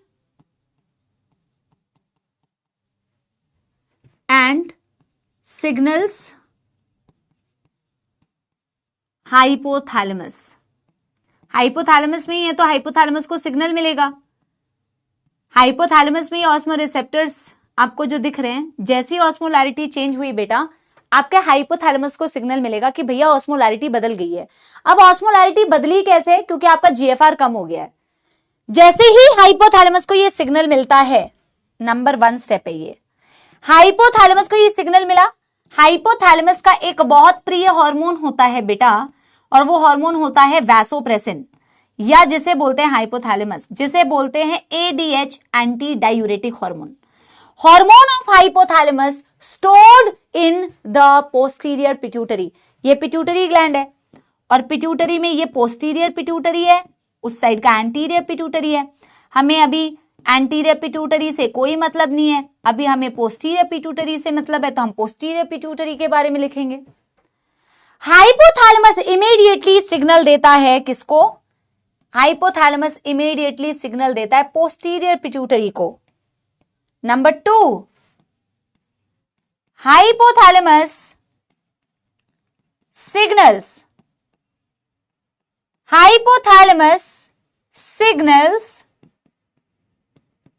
posterior pituitary. किसको सिग्नल दिया? पोस्टीरियर पिट्यूटरी को सिग्नल दिया। क्यों सिग्नल दिया? क्योंकि हाइपोथैलेमस कहता है कि भाई तुम्हारे अंदर मेरा एक हार्मोन स्टोर्ड है, तुम्हारे अंदर मेरा एक हार्मोन स्टोर्ड है, अब उसे रिलीज करने का वक्त आ चुका है मेरे बच्चे। तुम्हारे अंदर मेरा एक हार्मोन स्टोर्ड है वैसोप्रेसिन, उसको रिलीज कर दो। एडीएच, उसको रिलीज कर दो, अब उसके रिलीज होने का वक्त आ चला है। ऐसा लग रहा है कि टीवी सीरियल चल रहा है ना। Number 3, posterior pituitary releases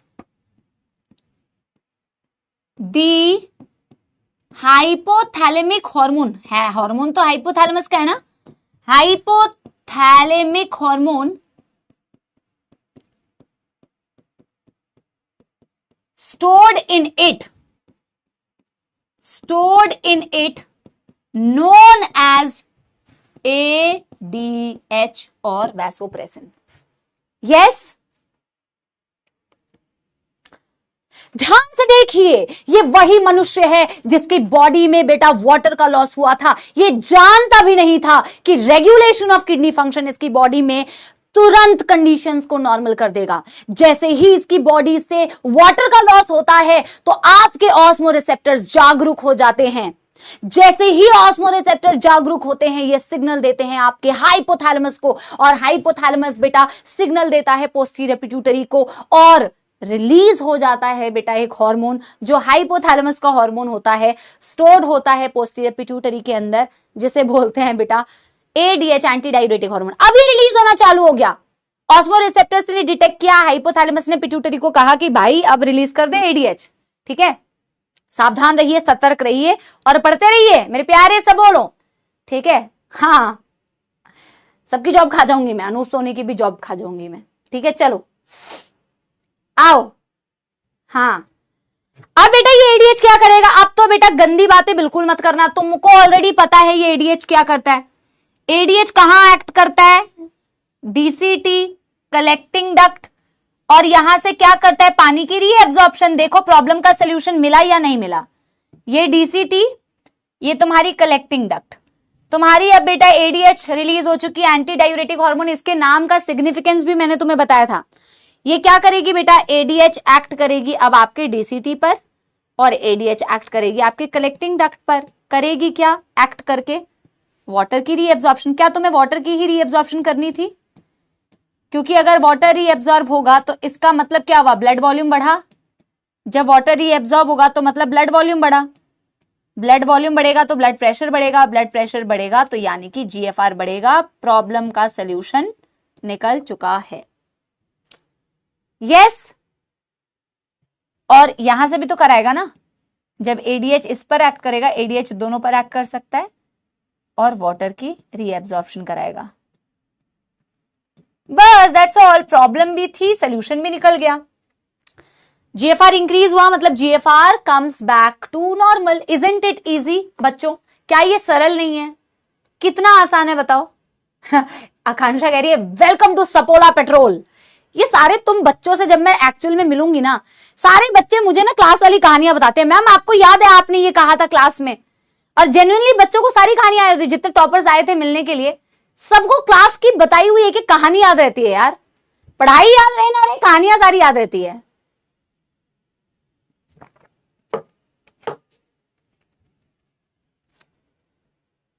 done done done done. पर मैम इसका एक और नाम होता है वैसोप्रेसिन। एंटी डायूरेटिक हार्मोन क्यों बोलते हैं, ये तो आपने उस दिन भी हमें बता दिया था, अपोजिट ऑफ डायूरेसिस। ये डायूरेसिस को रोक रही है। डायूरेसिस का मतलब था वाटर लॉस थ्रू यूरिन, ये डायूरेसिस को रोक रही है, क्योंकि अगर मैम ये वाटर को एब्जॉर्ब नहीं करती तो ये सारा वाटर यूरिन से निकल जाता, और यूरिन से निकल जाता तो डायूरेसिस हो जाती, पर इसने उस डायूरेसिस को रोका, इसीलिए तो इसे एंटी डायूरेटिक बोला। बट मैम इसका एक और नाम होता है वैसोप्रेसिन, ये इस नाम के अनुसार भी कार्य करती है बेटा। वैसो मतलब ब्लड वेजल, प्रेसिन मतलब कॉन्स्ट्रिक्शन। एनसीईआरटी में दिया नहीं हुआ है किसको कॉन्स्ट्रिक्ट करती है किसको नहीं करती है, आप सिंपल याद रख लो, इट हैज वेजो कॉन्स्ट्रिक्टरी इफेक्ट। ये ब्लड वेजल्स को कॉन्स्ट्रिक्ट कर देगी। ब्लड वेजल कॉन्स्ट्रिक्ट हो गई तो ब्लड प्रेशर बढ़ेगा, ब्लड प्रेशर बढ़ेगा तो जीएफआर बढ़ेगा। सिंपल तरीके से याद रखो, ठीक है। मैं कॉम्प्लेक्स वे में इसलिए नहीं जा रही हूं क्योंकि वो तुम्हारे काम का नहीं है, तुम सिंपली याद रख सकते हो वैसोप्रेसिन और ADH also has a vaso constrictory effect. Vaso constrictory मतलब ब्लड वेजल को कॉन्स्ट्रिक्ट करने का भी इसका रोल होता है, और जब ब्लड वेजल्स कॉन्स्ट्रिक्ट होती है बच्चों तो ऑटोमेटिकली ब्लड प्रेशर बढ़ता है, ब्लड प्रेशर बढ़ता है तो जीएफआर बढ़ता है, जीएफआर बढ़ाना ही हमारा टारगेट था। Love you everyone. जल्दी डन डन डन डन हो गया तो एक थम्स अप दे दीजिए बच्चों। डन डन डन डन हो गया तो एक थम्स अप दे दीजिए। Yes everyone. अंकुर बेटा अभी यहीं से पिटाई लगाऊंगी मैं तेरी, बड़ा आया।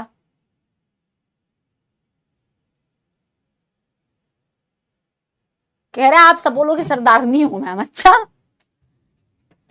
हाँ, मैंने ही तो बेटा सपोला इंस्टीट्यूट खोल रखा है ना यहाँ तुम्हारे लिए। जहर फैलाएंगे, आयो आओ भाइयों और बहनों, मिलकर चलाते हैं सबोला आर्मी की एक शानदार सी जनसंख्या को, इसको आगे पहुंचाते हैं मेडिकल कॉलेज तक। जहर फैलाते रहिए, सतर्क रहिए, डसते रहिए और फन उठाते रहिए। चलिए एक बनाऊंगी मैं तुम्हारे लिए संगीत, एक गीत बनाऊंगी मैं तुम्हारे लिए। एक नोट डाल के लिखेंगे बच्चों, ADH also known as vasopressin, also known as vasopressin, हाँ, has a constrictory effect on blood vessel. constrictory मतलब ये वेजो कॉन्स्ट्रिक्शन करती है, constrictory effect on blood vessel। Constrictory effect होता है ऑन ब्लड वेजल्स, जिससे कि ब्लड प्रेशर इंक्रीज होता है। ब्लड प्रेशर इंक्रीज होगा तो जीएफआर इंक्रीज होगा। अब हम दूसरा रेगुलेशन पढ़ने जा रहे हैं बच्चों, ठीक है। अब हम दूसरा रेगुलेशन पढ़ने जा रहे हैं बेटा, number 2 regulation, that is regulation bye JGA. JGA का फुल फॉर्म तो पता ही है तुम्हें, जक्स्टाग्लोमेरुलर अपैरेटस। इसको रास मैकेनिज्म भी कहते हैं। What is the full form of RAAS? R stands for renin, single N वाला renin. A stand for angiotensin, angiotensin. Another A stands for aldosterone, aldosterone. and S stands for system। Renin, angiotensin, aldosterone system बोला जाता है इसे। RAAS, RAAS, RAAS mechanism. RAAS mechanism, renin, angiotensin, aldosterone mechanism. Regulation by JGA बेटा, juxtaglomerular apparatus. Juxtaglomerular apparatus. Again बेटा problem पता होनी चाहिए तभी बेटा सोल्यूशन, है ना सना? प्रॉब्लम पता होगी तभी सोल्यूशन पता होगा बेटा। तो हम समस्या, तो अच्छी बात ये भी उसी प्रॉब्लम में काम कर रही है जिस प्रॉब्लम में आपका हाइपोथैलेमस काम कर रहा है। प्रॉब्लम है जीएफआर कम की। मैम ने ऑलरेडी बता दिया है, जीएफआर कम होने का मतलब है ऑस्मोलैरिटी ज्यादा, और मैम ने ये भी बता दिया जीएफआर कम होने का मतलब है ब्लड वॉल्यूम कम है, यानी कि ब्लड में पानी कम है। तो इसके थ्रू भी बेटा वो सारी चीजें करोगे जिससे तुम पानी को रीएब्सॉर्ब कर पाओ। इसके थ्रू भी बेटा वो सारी चीजें करोगे जिससे पानी को रीएब्सॉर्ब कर पाओ। अब देखो इसमें क्या होता है, जैसे ही बेटा जीएफआर कम होती है, लो जीएफआर की सिचुएशन जैसे ही डेवलप होती है, आपका सिग्नल जाता है जेजी सेल्स के पास। याद आ रहा है बेटा सिग्नल्स जेजी सेल्स में? जेजी सेल्स कहां की सेल्स होती है? जेजी सेल्स और juxtaglomerular cells are the cells of your afferent arteriole. याद है? जक्स्टाग्लोमेरुलर सेल्स और JG cells are the cells of your afferent arteriole. और ये जक्स्टाग्लोमेरुलर, जो बेटा जक्स्टाग्लोमेरुलर अपैरेटस बना था, एफरेंट आर्टीरियोल और डीसीटी पास में आए थे। डीसीटी के सेल्स को मैक्यूला डेंसा बोला था, एफरेंट आर्टीरियोल के सेल्स को जक्स्टाग्लोमेरुलर सेल्स बोला था। ये जक्स्टाग्लोमेरुलर सेल्स के पास सिग्नल जाता है, जीएफआर कम हुआ, जेजी सेल्स सिक्रीट रेनिन। इसने ब्लड में क्या सिक्रीट कर दिया? रेनिन। तो पहला नाम का सिग्निफिकेंस समझ में आया कि रेनिन मैकेनिज्म क्यों बोला है? क्योंकि सबसे पहली चीज रेनिन प्रोड्यूस होती है। Yes, renin angiotensin aldosterone system बोल रहे हो ना, तो पहले रेनिन प्रोड्यूस हुई। बेटा इसका जो फ्लो चार्ट है ना, इनमें जो मैं आपको रिएक्शंस बताऊंगी, ये नीट पॉइंट ऑफ व्यू से बहुत ज्यादा इंपॉर्टेंट है, किसने किसको एक्टिवेट किया। जैसे आप ब्लड क्लॉटिंग में पढ़ते हैं ना बेटा, उसमें सीक्वेंस में कि पहले ये एक्टिवेट होता है, फिर ये बनता है, फिर ये बनता है, वैसे ही सबसे पहले रेनिन बना बेटा। और रेनिन ने क्या किया ना, एक फैक्टर था आपके ब्लड में, रेनिन ने क्या किया, आपका एक फैक्टर था ब्लड में। मैं इसके पीछे की बहुत ज्यादा हिस्ट्री नहीं बता रही हूं बेटा, फिर ना बहुत टू मच हो जाएगा आप लोगों के लिए, जो आपके काम का नहीं है कि कहां प्रोड्यूस हुआ है ना, फलाना डिमकाना। आपके लिए जो काम का है कि इसने क्या किया, इसने आपके ब्लड में एक फैक्टर था जिसका नाम था एंजियोटेंसिनोजन। एंजियोटेंसिनोजन नाम का एक फैक्टर था, एंजियोटेंसिनोजन। एंजियोटेंसिनोजन नाम का एक फैक्टर था बेटा, इसने एंजियोटेंसिनोजन को कन्वर्ट कर दिया into angiotensin 2, sorry angiotensin 1। Angiotensin 1 में इसे कन्वर्ट कर दिया बेटा। किसने किया? रेनिन। रेनिन ने आपके ब्लड में मौजूद एक फैक्टर एंजियोटेंसिनोजन को पहले कन्वर्ट किया इनटू एंजियोटेंसिन 2, एंजियोटेंसिन 1, बार बार 2 क्यों बोल रही हूं। और ये एंजियोटेंसिन 1 कन्वर्ट होता है इनटू एंजियोटेंसिन 2, ये 1 का ही कन्वर्जन होता है बेटा इनटू एंजियोटेंसिन 2। एंजियोटेंसिन 2 में इसका कन्वर्जन होता है बेटा, 1 का 2 में कन्वर्जन होता है। और इसको कन्वर्ट करने के लिए एक एंजाइम होती है, इसे बोलते हैं ACE, एंजियोटेंसिन कन्वर्टिंग एंजाइम। पहले कौन किस में कन्वर्ट हुआ, पहले ये बताओ, ये क्लियर हुआ? Angiotensin converting enzyme ACE। किसने किसको किसमें कन्वर्ट किया मेरे प्यारे बालकों, ये बात समझ में आई? Yes everybody. पहले क्या हुआ, पहले जीएफआर कम था, जैसे ही जीएफआर कम था बेटा, लो जीएफआर की वजह से सबसे पहले सिग्नल किसके पास गया बेटा? जेजी सेल्स। जेजी सेल्स ने सबसे पहले रेनिन प्रोड्यूस किया। रेनिन ने आपका एक फैक्टर एंजियोटेंसिनोजन को कन्वर्ट किया एंजियोटेंसिन 1 में। एंजियोटेंसिन 1 कन्वर्ट हो गया एंजियोटेंसिन 2 में। पर इतनी कहानी हम क्यों कर रहे हैं मैम? देखो 2-3 नाम तो आपके इस मैकेनिज्म के आ चुके हैं, रेनिन, एंजियोटेंसिन। अब एल्डोस्टेरोन आना बाकी है, अब मैं एल्डोस्टेरोन समझाऊंगी। मैम इतनी कहानी हमने क्यों की, ये एंजियोटेंसिन को इतनी दूर तक क्यों बनाया? क्योंकि सारा जो अब जीएफआर का खेल बेटा, अब एक्चुअल में क्या होबे, खेला होबे एरपरे खेला होबे कि खेला होबे। अभी बेटा सारा फंक्शन एंजियोटेंसिन 2 करेगा, देखना। अरे खुशी कुमारी गुप्ता, ठीक है, क्लास के बाद कम्युनिटी पे आना बेटा। कम्युनिटी, अगर बेटा कम्युनिटी में रहना है जीवन में, असली कम्युनिटी में, तो पढ़ाई लिखाई कर ले बेटा। इस कम्युनिटी में रहने के लिए पढ़ना लिखना पड़ता है बेटा, वो वाली कम्युनिटी काम नहीं आएगी। हाँ चलो,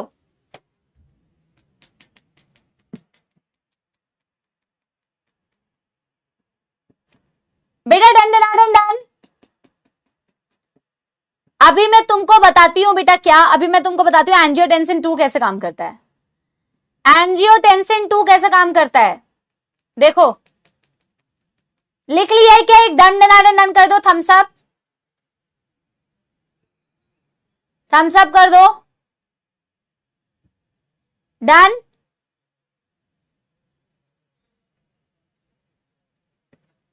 ठीक है, चलो अब मैम सारे फंक्शंस जो है वो यही कर रहा होगा, कौन? आपका एंजियोटेंसिन 2। अब एंजियोटेंसिन 2 बन चुका है ना बेटा, अब देखो ये कैसे जीएफआर को नॉर्मल करेगा। अब ये कैसे जीएफआर को नॉर्मल करेगा जरा देखो, दिस इज एंजियोटेंसिन 2, अब ये बन चुका है, पूरे उस मैकेनिज्म से अब ये बन चुका है। अब ये क्या क्या करेगा इसको जरा देखो। नंबर 1 एक्ट्स ऑन पीसीटी, ये डायरेक्टली पीसीटी पर एक्ट कर सकता है और पीसीटी से कहेगा Na+ भी रीएब्सॉर्ब कर लो और साथ के साथ वाटर रीएब्सॉर्ब कर लो। तो एक पर्पस तो तुम्हारा वाटर को रीएब्सॉर्ब करना था ना, ये डायरेक्टली पीसीटी पर एक्ट करके Na+ और पानी की रीएब्सॉर्प्शन कराता है, तो पानी तो आया ना, तो ब्लड वॉल्यूम बढ़ेगा। ठीक है, नंबर टू ये एक्ट करता है ऑन एड्रीनल ग्लैंड।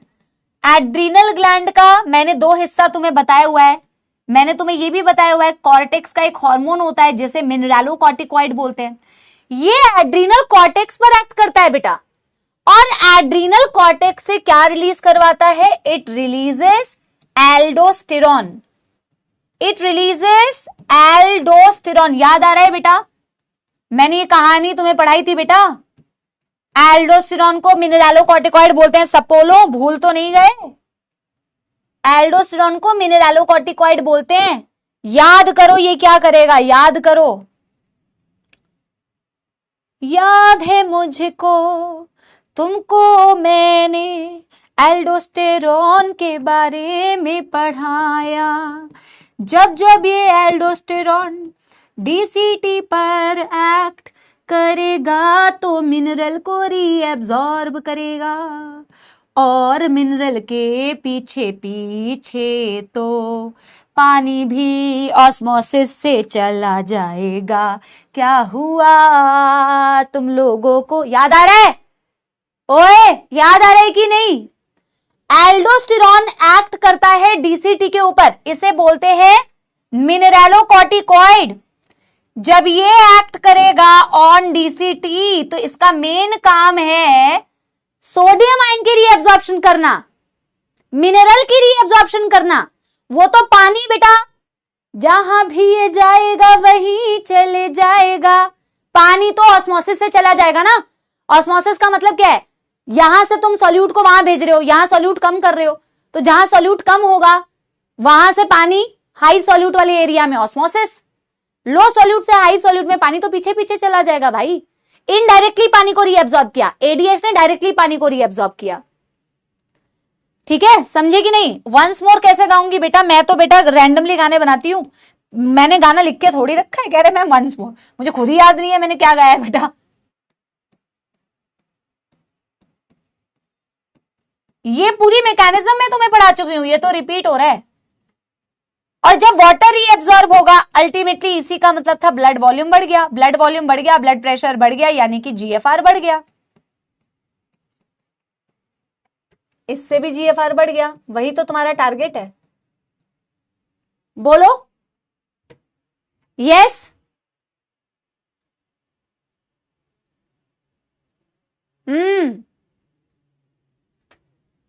मैं सारे गाने बेटा कर तुरंत तुरंत, I am a very good lyricist, very good lyricist. ठीक है,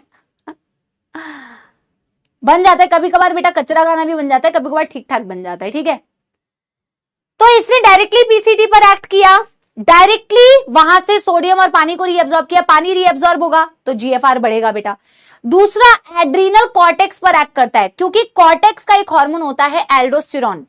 ये एल्डोस्टेरॉन से कहता है कि तुम जाओ डीसीटी पर एक्ट करो और तुम मिनरल के साथ साथ में पानी भी रीएब्सॉर्ब करा लेना, तो इनडायरेक्टली पानी रीएब्सॉर्ब होगा तो बेटा ब्लड वॉल्यूम बढ़ेगा, ब्लड वॉल्यूम बढ़ेगा तो बेटा जीएफआर बढ़ेगा। और एंजियोटेंसिन 2 के भी बेटा नंबर 3 ये भी वेजो कॉन्स्ट्रिक्शन कर सकता है, जस्ट लाइक वेजोप्रेसिन। वेसोप्रेसिन के जैसे ये भी वैसो कॉन्स्ट्रिक्शन कर सकता है। अगर ये ब्लड वेसल को कॉन्स्ट्रिक्ट करेगा बेटा, अगर ब्लड वेसल्स कॉन्स्ट्रिक्ट होंगी तो जीएफआर बढ़ेगा। Simple, that's it. कितना आसान कितना सरल है ये बताओ, कितना आसान कितना सरल है ये बताओ, ठीक है। और मेनली देखो ये दोनों ही थे जो लो जीएफआर के केस में काम कर रहे थे। तीसरा, हार्ट से जो रेगुलेशन होता है वो इंक्रीज जीएफआर के केस में होता है। वो पढ़ाने के बाद पहले एनसीईआरटी की रीडिंग करेंगे, ठीक है। कोई बेटा कोई डिफिकल्टी थी, अगर तुम्हें प्रॉब्लम पता है ना तो तुम सॉल्यूशन अपने आप निकाल लोगे। तुम्हें ये दिमाग नहीं लगाना पड़ेगा अच्छा मैम एडीएच कब रिलीज होगा, इंक्रीज जीएफआर के केस में या डिक्रीज जीएफआर के केस में। तुम्हें ऑलरेडी पता है एडीएच या वैसोप्रेसिन करता क्या है, पानी रीअब्सॉर्ब करता है। अगर मैम एडीएच पानी रीअब्सॉर्ब करता है तो डेफिनेटली वो तब रिलीज हो रहा होगा जब बॉडी में पानी कम है। अगर पानी कम है, ब्लड वॉल्यूम कम है, ब्लड प्रेशर कम है तो जीएफआर कम है। जैसे मैं बोल रही हूं बेटा कॉन्स्टेंटली, वैसे आप बोल के कर सकते हो ना यार। Yes, done done done done कर लिया, वेरी आसान। हाँ लाजिना बेटा ऐसा कुछ नहीं है, डन डन डन डन। ये गायत्री सिर्फ बेटा वो करने आई है क्या, स्पैमिंग? गायत्री ब्लॉक होना है क्या? डन, आगे बढ़ जाएं। लास्ट रेगुलेशन जो ऑपरेट करती है in case of increase GFR, जो थर्ड रेगुलेशन है, रेगुलेशन बाय हार्ट, इसकी रेगुलेशन होती है in case of increase GFR. तो क्या लिखोगे तुम? अब तक क्या लिख रहे थे? क्वेश्चन के फॉर्म में लिख रहे थे, क्या लिख रहे थे? प्रॉब्लम, प्रॉब्लम लिख रहे थे ना। प्रॉब्लम या सिचुएशन, प्रॉब्लम तो क्या है, सिचुएशन जो है यहां पे वो है इंक्रीज जीएफआर। और आप सबको ऑलरेडी पता है इंक्रीज जीएफआर का मतलब मैम ने बताया है, ऑस्मोलैरिटी क्या होगी? इंक्रीज जीएफआर है मतलब पानी ज्यादा है, पानी ज्यादा है तो ऑस्मोलैरिटी कम। अब पानी ऑलरेडी ज्यादा है, ब्लड में पानी ऑलरेडी ज्यादा है तो तुम्हें पानी को रीअब्सॉर्ब नहीं करना है भाइयों और बहनों। ब्लड में ऑलरेडी पानी ज्यादा है, ब्लड में ऑलरेडी पानी ज्यादा है, तुम्हें पानी को रीअब्सॉर्ब नहीं करना है, अब तो पानी को जाने देना है। जैसे ही जीएफआर बेटा ज्यादा होती है, सबसे पहले तो हार्ट का एक फैक्टर होता है, हार्ट से एक फैक्टर रिलीज होता है बाय एट्रियल वॉल। हार्ट की जो एट्रिया की वॉल होती है, by atrial wall secretes ANF, it secretes बेटा ANF। ANF का क्या फुल फॉर्म होता है? Atrial natriuretic factor, atrial natriuretic factor. ध्यान दीजिए, एट्रियल मतलब एट्रिया की वॉल से, नेट्री का मतलब अभी मैं बताऊंगी मेरे प्यारे सपोलो, यूरेटिक मतलब यूरिन। अभी मैं इस पूरे अर्थ को समझाऊंगी, तुम्हें पूरा मतलब बताऊंगी। एट्रियल फैक्टर क्यों बोला? क्योंकि हार्ट की एट्रिया की जो वॉल होती है बेटा वो ये प्रोड्यूस करती है, इसीलिए इसे बोला एट्रियल। नेट्री यूरेटिक फैक्टर, तुम नेट्री क्यों बोलते हो बता रही हूं, नेट्री सोडियम आयन से आता है, यूरेटिक फैक्टर क्यों बोलते हो? आपका जैसे ही बेटा ऑस्मोलैरिटी घटती है तो आपकी हार्ट की वॉल क्या प्रोड्यूस कर रही है? इट सिक्रीट्स ANF नाम का फैक्टर। सबसे पहले पता है बेटा ANF क्या करेगा? अभी बताती हूँ। सबसे पहले ANF रास को स्टॉप करता है, एनसीईआरटी ने डायरेक्टली ये बात लिखी हुई है। अब ANF क्या करता है? ANF नंबर 1 चेक अपॉन रास। चेक अपॉन रास का मतलब उसके ऊपर नजर रख रही है, उसको इनहिबिट कर रही है। एक्चुअली चेक अपॉन रास का मतलब होता है इनहिबिट कर रही है उसको। क्यों? क्योंकि अगर रास काम करता रह गया ना बेटा, रेनिन एंजियोटेंसिन एल्डोस्टेरोन मैकेनिज्म काम करता रहेगा तो जीएफआर तो बेटा बढ़ता जाएगा, क्योंकि रास मैकेनिज्म पानी को रीअब्सॉर्ब करवा रहा था। तो ये कह रहा है कि भैया सबसे पहले तो मैं रास को ही स्विच ऑफ कर देता हूं। जैसे ANF प्रोड्यूस होता है वो रास के ऊपर चेक रखता है। चेक अपॉन रास का मतलब होता है इनहिबिट रास, क्योंकि अगर रास काम करेगा तो वाटर रीअब्सॉर्प्शन होगी, वाटर रीअब्सॉर्प्शन होगी तो फिर बेटा दिक्कत आ जाएगी। चेक अपॉन रास। अगर बेटा आपका रास काम नहीं करेगा तो मैं कह सकती हूं आपका इनहिबिट हो जाएगा एल्डोस्टेरॉन। मुझे बताओ, मैं इसके नाम का मतलब तुम्हें समझाने जा रही हूं। अगर रास काम नहीं करेगा तो एल्डोस्टेरॉन भी काम नहीं करेगा, बोलो हाँ या ना। अगर एल्डोस्टेरॉन काम नहीं करेगा तो एल्डोस्टेरॉन डीसीटी पे भी एक्ट नहीं करेगा, और अगर ये डीसीटी पर एक्ट नहीं करेगा तो कौन सोडियम आयन को एब्सॉर्ब करेगा, जैसे मैं करती हूं। ऐसा एल्डोस्टेरॉन कहती है, मैं नहीं कह रही हूं।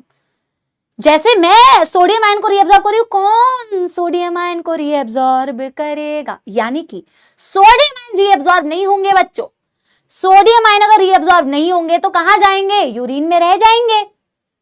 सोडियम आयन रीअब्सॉर्ब भी नहीं हो पाएंगे क्योंकि एल्डोस्टेरॉन इनहिबिट हो गई ना, रास इनहिबिट हो गया।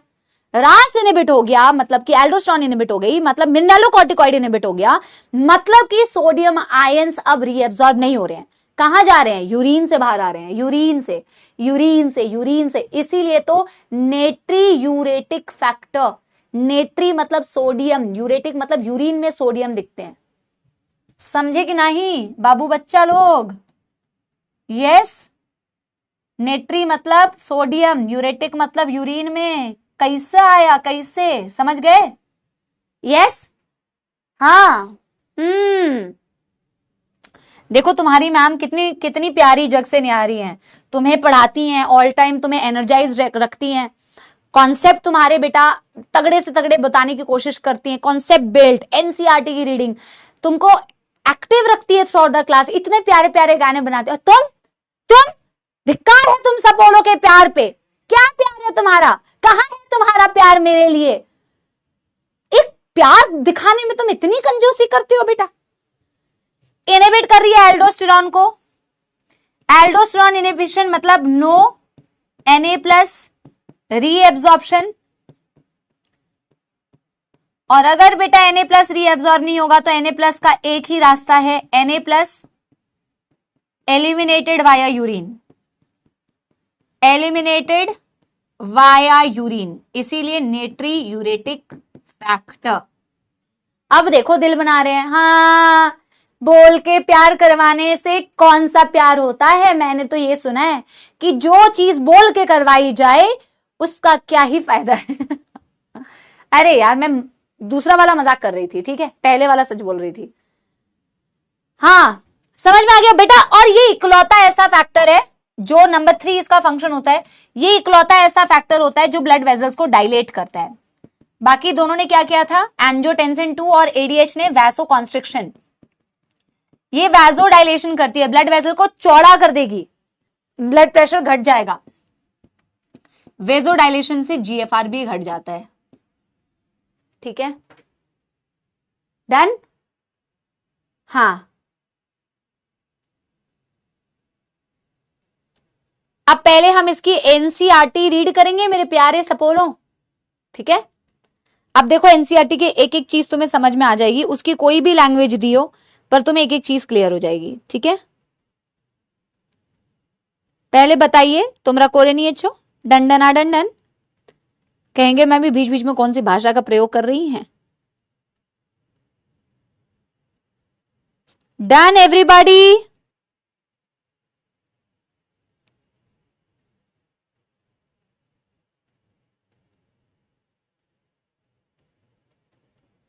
कराई एनसीईआरटी की रीडिंग, बहुत शानदार। रेगुलेशन ऑफ किडनी फंक्शन,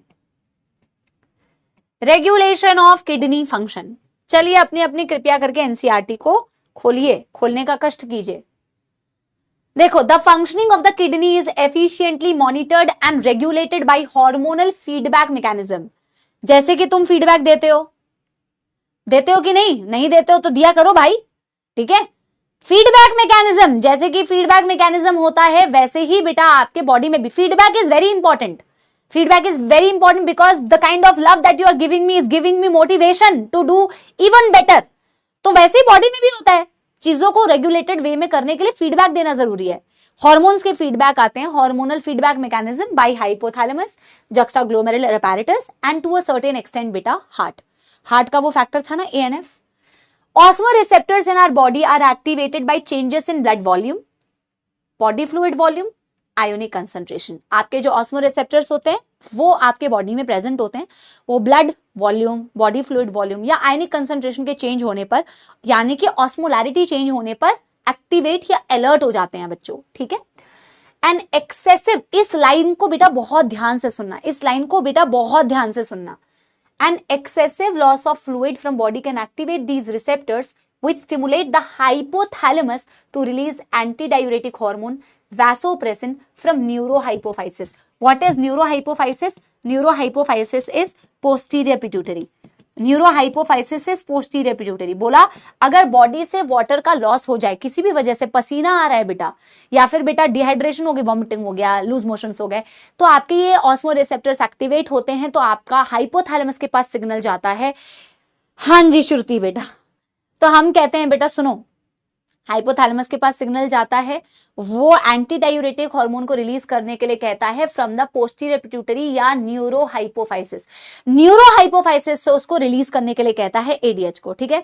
फिर बेटा आप क्या कह रहे हो, ADH facilitates water reabsorption from the latter part of the tubule. What is the meaning of latter part of the tubule? मतलब collecting duct and the DCT. Collecting duct and DCT. बोला ADH वहां से पानी की reabsorption कराता है, preventing diuresis. तभी तो डायूरेसिस रुक गई ना, तभी तो एंटी डायूरेटिक हार्मोन है भाइयों और बहनों, एंटी डायूरेटिक हार्मोन है। हाँ सुनो सुनो सुनो मैम, हम लोग भी है। अरे भाई मयंक कह रहे हम लोग भी। अच्छा सुनो मेरी बात बेटा, मैं नाम पॉसिबल है क्या सबका नाम लेना, बताओ। पर ये दिल से सबके लिए उतना ही प्यार है, सबका नाम पॉसिबल नहीं है बेटा। कितने सारे प्यार करने वाले बच्चे हैं, छोटे छोटे सपोले। चलो आओ इधर बेटा, आप पढ़ाई ठीक है। एडीएच आपके लैटर पार्ट यानी डीसीटी और कलेक्टिंग डक्ट में से वाटर की रीअब्जॉर्प्शन कराता है, डायूरेसिस को प्रिवेंट करता है। An increase in the blood volume can switch off the osmoreceptors, suppress the ADH release to complete the feedback. Obvious सी बात है ना बेटा, अगर एक्टिवेट हुआ था तो तब एक्टिवेट हुआ था जब बॉडी में से पानी का लॉस हुआ। जैसे ही वो लॉस कंपनसेट हो जाएगा, या फिर तुम कहो बॉडी वॉल्यूम इंक्रीज हो रही है, फ्लूइड इंक्रीज हो रहा है, वो ऑस्मोरिसेप्टर स्विच ऑफ हो जाएंगे। ऑस्मोरिसेप्टर स्विच ऑफ हो जाएंगे तो एडीएच का रिलीज होना भी बंद हो जाएगा। समझ रहे हो ना? तो किस सिचुएशन पे एक्टिवेट हो रहा है, किस सिचुएशन पे स्विच ऑफ हो रहा है, ये पता होना जरूरी है, ठीक है। ADH can also affect the kidney function by constrictory effect on blood vessel. This causes increase in blood pressure, and increase in blood pressure can increase glomerular blood flow and thereby GFR. बोला ADH constrictory effect भी दिखा सकता है, और जब वो blood constriction करता है, blood pressure बढ़ता है तो GFR भी बढ़ता है। The juxtaglomerular apparatus is a complex regulatory role, plays a complex regulatory role. A fall in GFR or blood pressure can activate the JG cells to release renin, which converts angiotensinogen in blood to angiotensin 1 and further to angiotensin 2. इन्होंने पूरा रास यहीं पे explain कर दिया। बोला GFR अगर बेटा कम हो गई तो GFR के कम होने से या ब्लड फ्लो कम होने से या ब्लड प्रेशर कम होने से JG सेल्स एक्टिवेट हुई, JG सेल्स प्रोड्यूस करने लगी सिंगल एन वाला रेनिन। ये रेनिन आपके ब्लड में मौजूद एंजियोटेंसिनोजन को पहले एंजियोटेंसिन 1 में कन्वर्ट करती है। एंजियोटेंसिन 1 आगे जाके एंजियोटेंसिन 2 में कन्वर्ट होता है बाय एंजियोटेंसिन कन्वर्टिंग एंजाइम, और आगे सारा काम ये एंजियोटेंसिन 2 ही करेगी बेटा। Angiotensin 2 being a powerful vasoconstrictor increase the glomerular blood pressure and GFR, ये भी वेजोकॉन्स्ट्रिक्शन करती है, उससे जीएफआर बढ़ेगा।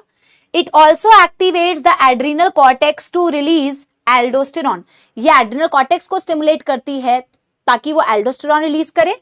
एल्डोस्टेरॉन रीअब्सॉर्ब्स बेटा sodium and water from the distal part of the tubule, distal convoluted tubule से वो वाटर की और सोडियम आयन की रीअब्सॉर्प्शन कराती है। This also leads to an increase in the blood pressure and GFR, इससे भी ब्लड प्रेशर बढ़ा, जीएफआर बढ़ा।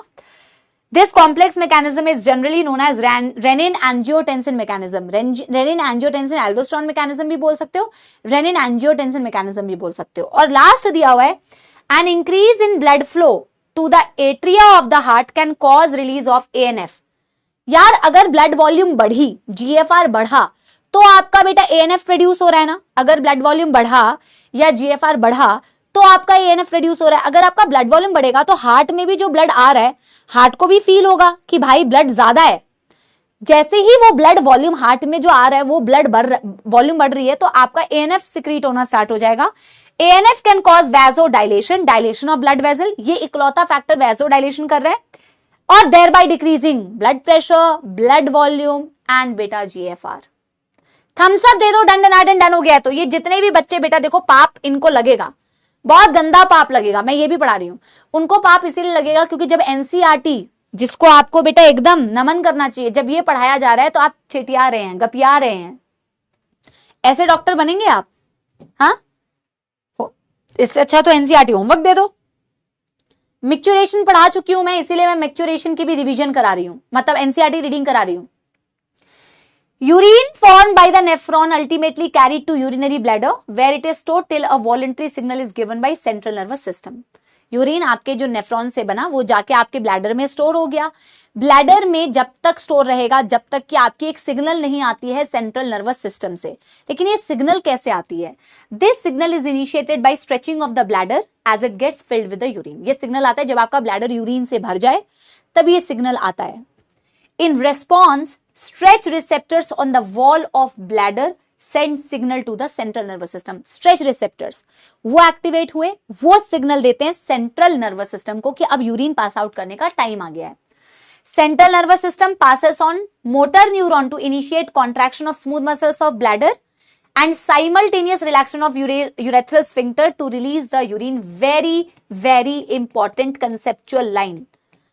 मोटर न्यूरॉन से इंफॉर्मेशन आती है, आपके ब्लैडर के पास आती है तो ब्लैडर करता है कॉन्ट्रैक्ट, स्फिंक्टर्स के पास आती है तो स्फिंक्टर्स करते हैं रिलैक्स, स्फिंक्टर ओपन हो जाते हैं।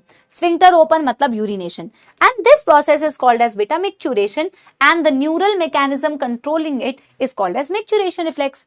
इसी को मिक्चुरेशन रिफ्लेक्स बोलते हैं। यार एसी का टेम्परेचर चेक कर लो। An adult human excretes on an average 1 to 1.5 litre of urine per day. हम लोग 1 से 1.5 लीटर यूरिन बनाते हैं बेटा। कर दिया 25 करने की जरूरत नहीं, फैन स्पीड कम कर देना बस, बहुत ज्यादा फैन स्पीड थी। The urine formed is a light yellow color watery fluid which is slightly acidic. Slightly acidic है, pH 6 है। कैरेक्टरिस्टिक ओडर होता है, अपनी एक स्मेल होती है। 25 से smell is because of the urea also that you are releasing along with the urine. 25 से 30 gram urea excreted out per day. Various condition can affect the characteristics of urine. अलग अलग चीजें यूरिन की condition को affect कर सकती है। Urine में से ग्लूकोज निकल जाना, प्रोटीन निकल जाना, आरबीसी निकल जाना, डब्ल्यूबीसी निकल जाना, ये सारी कंडीशंस बेटा अलग अलग सिचुएशंस। आपकी फिल्टरेशन मेम्ब्रेन खराब हो गई, आपको डायबिटीज की सिचुएशन है, आपको इंसिपिडस है, मेलाइटिस है, अलग अलग सिचुएशंस आपकी यूरिन की कॉम्पोजिशन अफेक्ट हो सकती है। Analysis of urine helps in clinical diagnosis of many metabolic disorders as well as malfunctioning of the kidney. For example, presence of glucose, that is glycosuria, and ketone bodies, ketonuria and urine are indicative of diabetes mellitus. Urine test बहुत commonly किया जाता है बेटा कोई भी बीमारी के लिए। ये एक बहुत पुराना मेथड है, मतलब मॉडर्न टेक्निक तो नहीं है। आपको ये बायोटेक्नोलॉजी में पढ़ने का सौभाग्य मिलेगा गलती से अगर तुम सपोले पास हो गए, 12वीं में चले गए, ठीक है। तो हाँ, तो पढ़ोगे एक चैप्टर जिसमें पढ़ोगे यूरिन टेस्ट। पुराने मेथड्स है, कन्वेंशनल मेथड्स है जो किए जाते हैं। बहुत सारी चीजों की टेस्ट जानने के लिए यूरिन टेस्ट, ब्लड टेस्ट करते हैं। आजकल मॉडर्न टेक्निक्स आ गई है बेटा, PCR, एलाइजा, फलाना ढिमकाना पढ़ाऊंगी। फलाना ढिमकाना कोई टेक्निक नहीं है बेटा, ठीक है ना। देखो role of other organs in excretion, ये मैं कतई कंप्लीट तो नहीं करा पाऊंगी, पर मेरे प्यारे प्यारे जग से न्यारे सपोलो, इंट्रोडक्शन तो मैं जरूर दे सकती हूं और एक तो मैं जरूर बता सकती हूं, role of other organs in excretion. Main excretion तो कौन कर रहा है बेटा?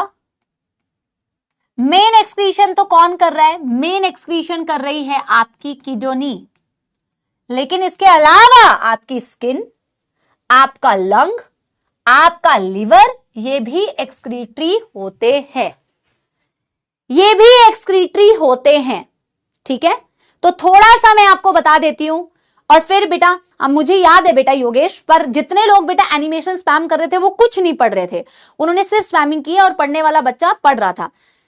हो सकता है कि टीचर भी कभी कभार बेटा एनिमेशन लेके आना भूल गया हो, क्योंकि वो टॉपिक कल पढ़ा था और मैंने कहा था कि हो सकता है वो मिल भी जाए, हो सकता है ना मिले, ठीक है। तो वो मैं अगली क्लास में कोशिश करूंगी कि मुझे याद रहे तो मैं तुम्हें दिखा दूं, तुमने जितने लोगों ने ये स्पैमिंग की थी ज्यादा नहीं थे, कुछ सपोले थे, उन्होंने बिल्कुल पढ़ाई नहीं की, एनिमेशन एनिमेशन एनिमेशन, और जो पढ़ने वाला काम था बिना एनिमेशन के ही तुम इतने अच्छे से समझ गए हो, फिर काहे बेटा इतना चिंता कर रहे हो, काहे? ये लिखना है नहीं बेटा, ये बिल्कुल मत लिखो, भंगड़ा करो, भंगड़ा भंगड़ा भंगड़ा करना है बेटा, लिखना नहीं है। चलो, role of other organs in excretion, क्या मतलब है? क्लास में बैठे हो तो लिखोगे ही ना बेटा। Role of organs in excretion, हर दिन एक ऐसा गंदा सवाल आता है, जिसको ये डाउट होता है ना बेटा, खड़े होकर भंगड़ा कर लेना। Role of other organs in excretion, सबसे पहले लंग्स। लंग्स क्या एलिमिनेट आउट करती है? Carbon dioxide. एनसीईआरटी कहती है कि लंग्स हमारी बेटा एंड वाटर वेपर, ठीक है, देखो ना कहां है यार, अरे रोल ऑफ है ना। और कितना CO2 एलिमिनेट आउट करती है हमारी लंग्स बेटा, इसके बारे में भी एनसीईआरटी कहती है 200 ml पर मिनट। ये न्यू एनसीईआरटी में, आई होप ये सेम डेटा दिया हुआ है, पर सेम ही दिया होगा बेटा, फिर भी मैं चेक कर लेती हूं, बट यही डेटा दिया होगा 200 ml पर मिनट बेटा CO2 एलिमिनेट आउट करती है। CO2 ऑफ कोर्स बेटा वेरी वेरी इंपॉर्टेंट है ना, इतना ही दिया हुआ है। नहीं, एनसीईआरटी में भी यही दिया हुआ है, पहले की एनसीईआरटी में नहीं, डेटा थोड़े अलग टर्म्स में दिया हुआ था, बट अभी सेम ही दिया हुआ है। तो हम कह रहे हैं our lungs eliminate out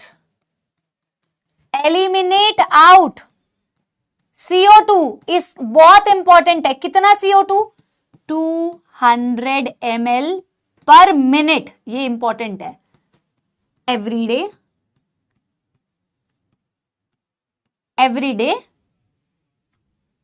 same ही है ना, and some amount of H2O। तो लंग्स भी क्या हो गई बेटा? Excretory, some amount of H2O।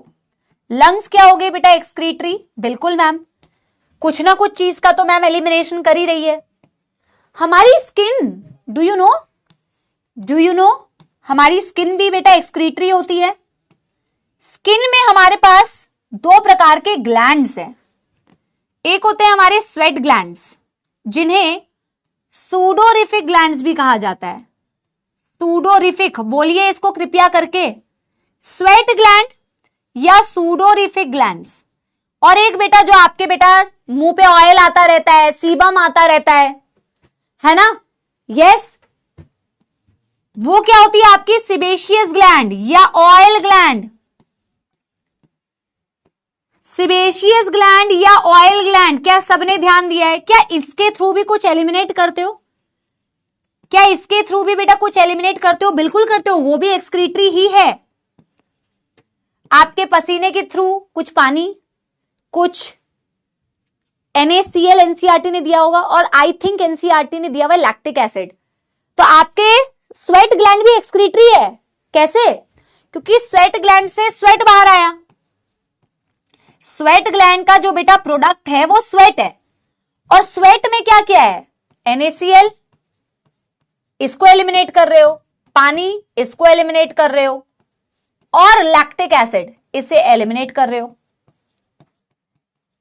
तो sweat gland present in your skin, पसीना इज ऑल्सो एक्सक्रीटरी, सॉल्ट्स है। Sweat gland also known as sudorific gland. वैसे ही सिबेशियस ग्लैंड्स, ऑयल ग्लैंड से ऑयल बाहर आता है, ऑयल को सीबम बोलते हो। तो सीबम भी क्या है बेटा? आपका एक्सक्रीटरी प्रोडक्ट है, उसमें आपके हाइड्रोकार्बन्स होते हैं, स्टिरॉल्स होते हैं। स्टिरॉल्स आर कॉम्प्लेक्स स्ट्रक्चर्स बेसिकली, है ना। स्टिरॉल्स और स्टेरॉइड्स के बारे में ना मैं तुम्हें बायोमोलिक्यूल्स में पढ़ाऊंगी, लिपिड्स, जब मैं लिपिड्स पढ़ाऊंगी तो मैं पढ़ाऊंगी। तो अभी तो आप सिर्फ डायरेक्टली ऐसे लिख लो कि सूडोरिफिक ग्लैंड से स्वेट आया, सिबेशियस ग्लैंड से ऑयल आया या सीबम आया, ये भी एक्सक्रीटरी है। ये कैसे एक्सक्रीटरी है मैम? क्योंकि इसमें भी होते हैं कुछ वैक्सेस, हाइड्रोकार्बन्स। इनकी कॉम्पोजिशन पूछी जाती है बच्चों, इसको लाइटली मत लेना, इनको लाइटली मत लेना। आपसे डायरेक्टली पूछेंगे कि आप स्वेट में क्या क्या चीजें एलिमिनेट करते हो, आप ऑयल में या सीबम में क्या क्या चीजें एलिमिनेट करते हो, आप लंग से कितना CO2 एलिमिनेट करते हो, डायरेक्ट क्वेश्चन आता है।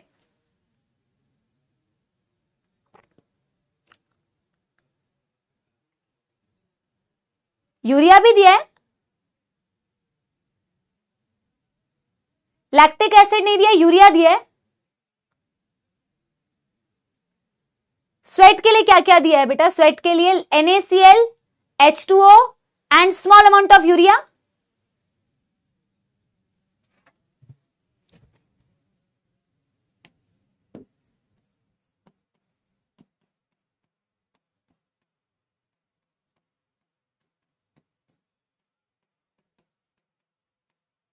एनसीईआरटी ने लैक्टिक एसिड मेंशन नहीं किया हुआ है क्या? दोनों दिया हुआ है. ठीक है, ठीक है, ठीक है, ठीक है, ठीक है, ठीक है बेटा. यहां तक कोई दुखदार समस्या तो नहीं है ना? लिवर बचा हुआ है, अभी रहने देती हूं, कोई दिक्कत नहीं है. इतनी जल्दी जल्दी मैं 5 मिनट में नहीं पढ़ाऊंगी बेटा.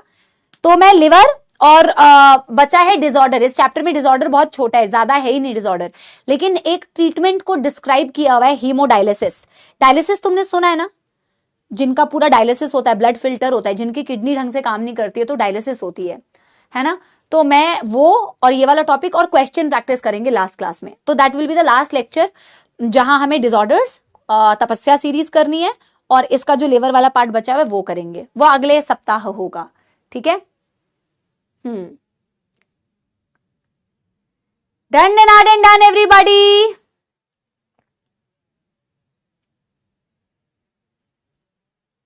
हीमो 10th में पढ़ा था आर्टिफिशियल किडनी. हाँ ठीक है, बहुत बढ़िया. एक चीज मैं आप लोगों को बता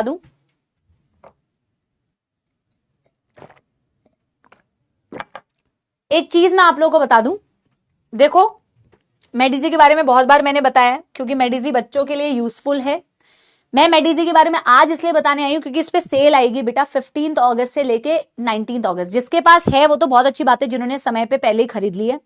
जिन्होंने किसी भी कारण से नहीं खरीदा है, अगर वो डिस्काउंट का सच में वेट कर रहे थे तो there is a discount which is good बेटा. अच्छा डिस्काउंट है, 15% ऑफ होगा. If you really want to buy, if you really want it, तो this is a good time that you can buy. यहां पे बेटा मैंने ये डिटेल्स लगा रखी है. ये कोई कोड है फ्रीडम 15, आई थिंक मैं लिख भी दे रही हूं, freedom 15. If you want to by you can get it. 15 अगस्त से लेके 19 अगस्त तक का ये सेल है. ये वाला आप अगर कोड लगाओगे आपको 15% ऑफ मिलेगा. अगर यू रियली वांट कि आपको मेडिजी की जरूरत है, आपको एक जगह पे 11th और 12th दोनों के नोट्स मिल जाएं और आप मैम के नोट्स देखते हैं, कुछ उस वैसे ही फ्लो चार्ट्स में आपको चाहिए तो you can go and get. और जितने भी सपोलो ने खरीदा है भाई, रिव्यू तो दे दिया करो जाके. बहुत सारे सपोलो ने रिव्यू दिया है और जेन्युइनली बच्चों के लिए यूजफुल है बेटा, इसीलिए बताना भी जरूरी है. ठीक है. और बाकी आपकी स्वयं का मर्जी है, स्वयं की इच्छा है. बहुत बहुत धन्यवाद. सेल का फायदा उठाइए, मेडिजी खरीदिए और बेटा जरूर अपने फीडबैक्स को दिया कीजिए. ठीक है. Done done done. Love you all बच्चों, बहुत बहुत धन्यवाद. ऑलरेडी खरीदा हुआ है. हाँ सपोलो ने, बहुत सारे सपोलो ने खरीदा हुआ है, मुझे पता है. ठीक है. हाँ बहुत बहुत धन्यवाद बेटा क्लास अटेंड करने के लिए. आपका परसों हमारा है इंडिपेंडेंस डे. इंडिपेंडेंस डे मनाइए. जैसे जैसे इंडिपेंडेंस डे पास आता है और भी मुझे बहुत अच्छी फीलिंग आती है because I belong from a defence family. My तुम्हें तो पता ही है, डैडी मेरे आर्मी में थे, ब्रदर भी अब डिफेंस में ही है, तो मुझे तो पर्सनली और ज्यादा अच्छा फील होता है. तो एक इंडिपेंडेंस डे पे मैं स्कूल में बहुत ज्यादा एक गाना सुनाया करती थी और बहुत ज्यादा ये गाना सुनाया करती थी. मैं केवी के जो स्टूडेंट्स होंगे वो रिलेट कर पाएंगे. मुझे नहीं पता अभी केवी में ये वाला गाना लोग गाते भी हैं या नहीं गाते हैं, पर मैं तो बहुत ज्यादा गाती थी. तो मैं इसीलिए वही वाला गाना सुनाऊंगी. इसको थोड़ा आंखें बंद करके फील करने की कोशिश कीजिएगा. बहुत ही प्यारा, बहुत ही प्यारा. देशभक्ति ज्यादातर गाने बहुत प्यारे हैं, है ना. हाँ तो माँ का दिल बन के कभी सीने से लग जाता है तू, और कभी नन्ही सी बेटी बन के याद आता है तू. जितना याद आता है मुझको उतना तड़पाता है तू. तुझ पे दिल कुर्बान, तू ही मेरी आरज़ू, तू ही मेरी आबरू, तू ही मेरी जान. ऐ मेरे प्यारे वतन, ऐ मेरे बिछड़े चमन, तुझ पे दिल कुर्बान. देश से है प्यार तो हर पल ये कहना चाहिए,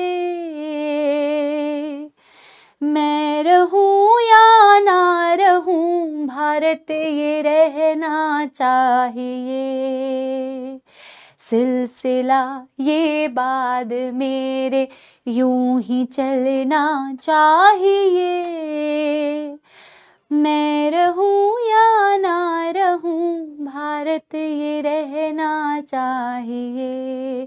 थैंक यू सो मच। बहुत अच्छी तरीके से आप लोग पढ़ाई लिखाई करिए, है ना, और फुल ऑन पढ़ाई करनी है बेटा। अगर कोई छुट्टी है भी तो utilize that in covering your backlogs, do not waste time, okay, this is high time and utilize the holidays properly.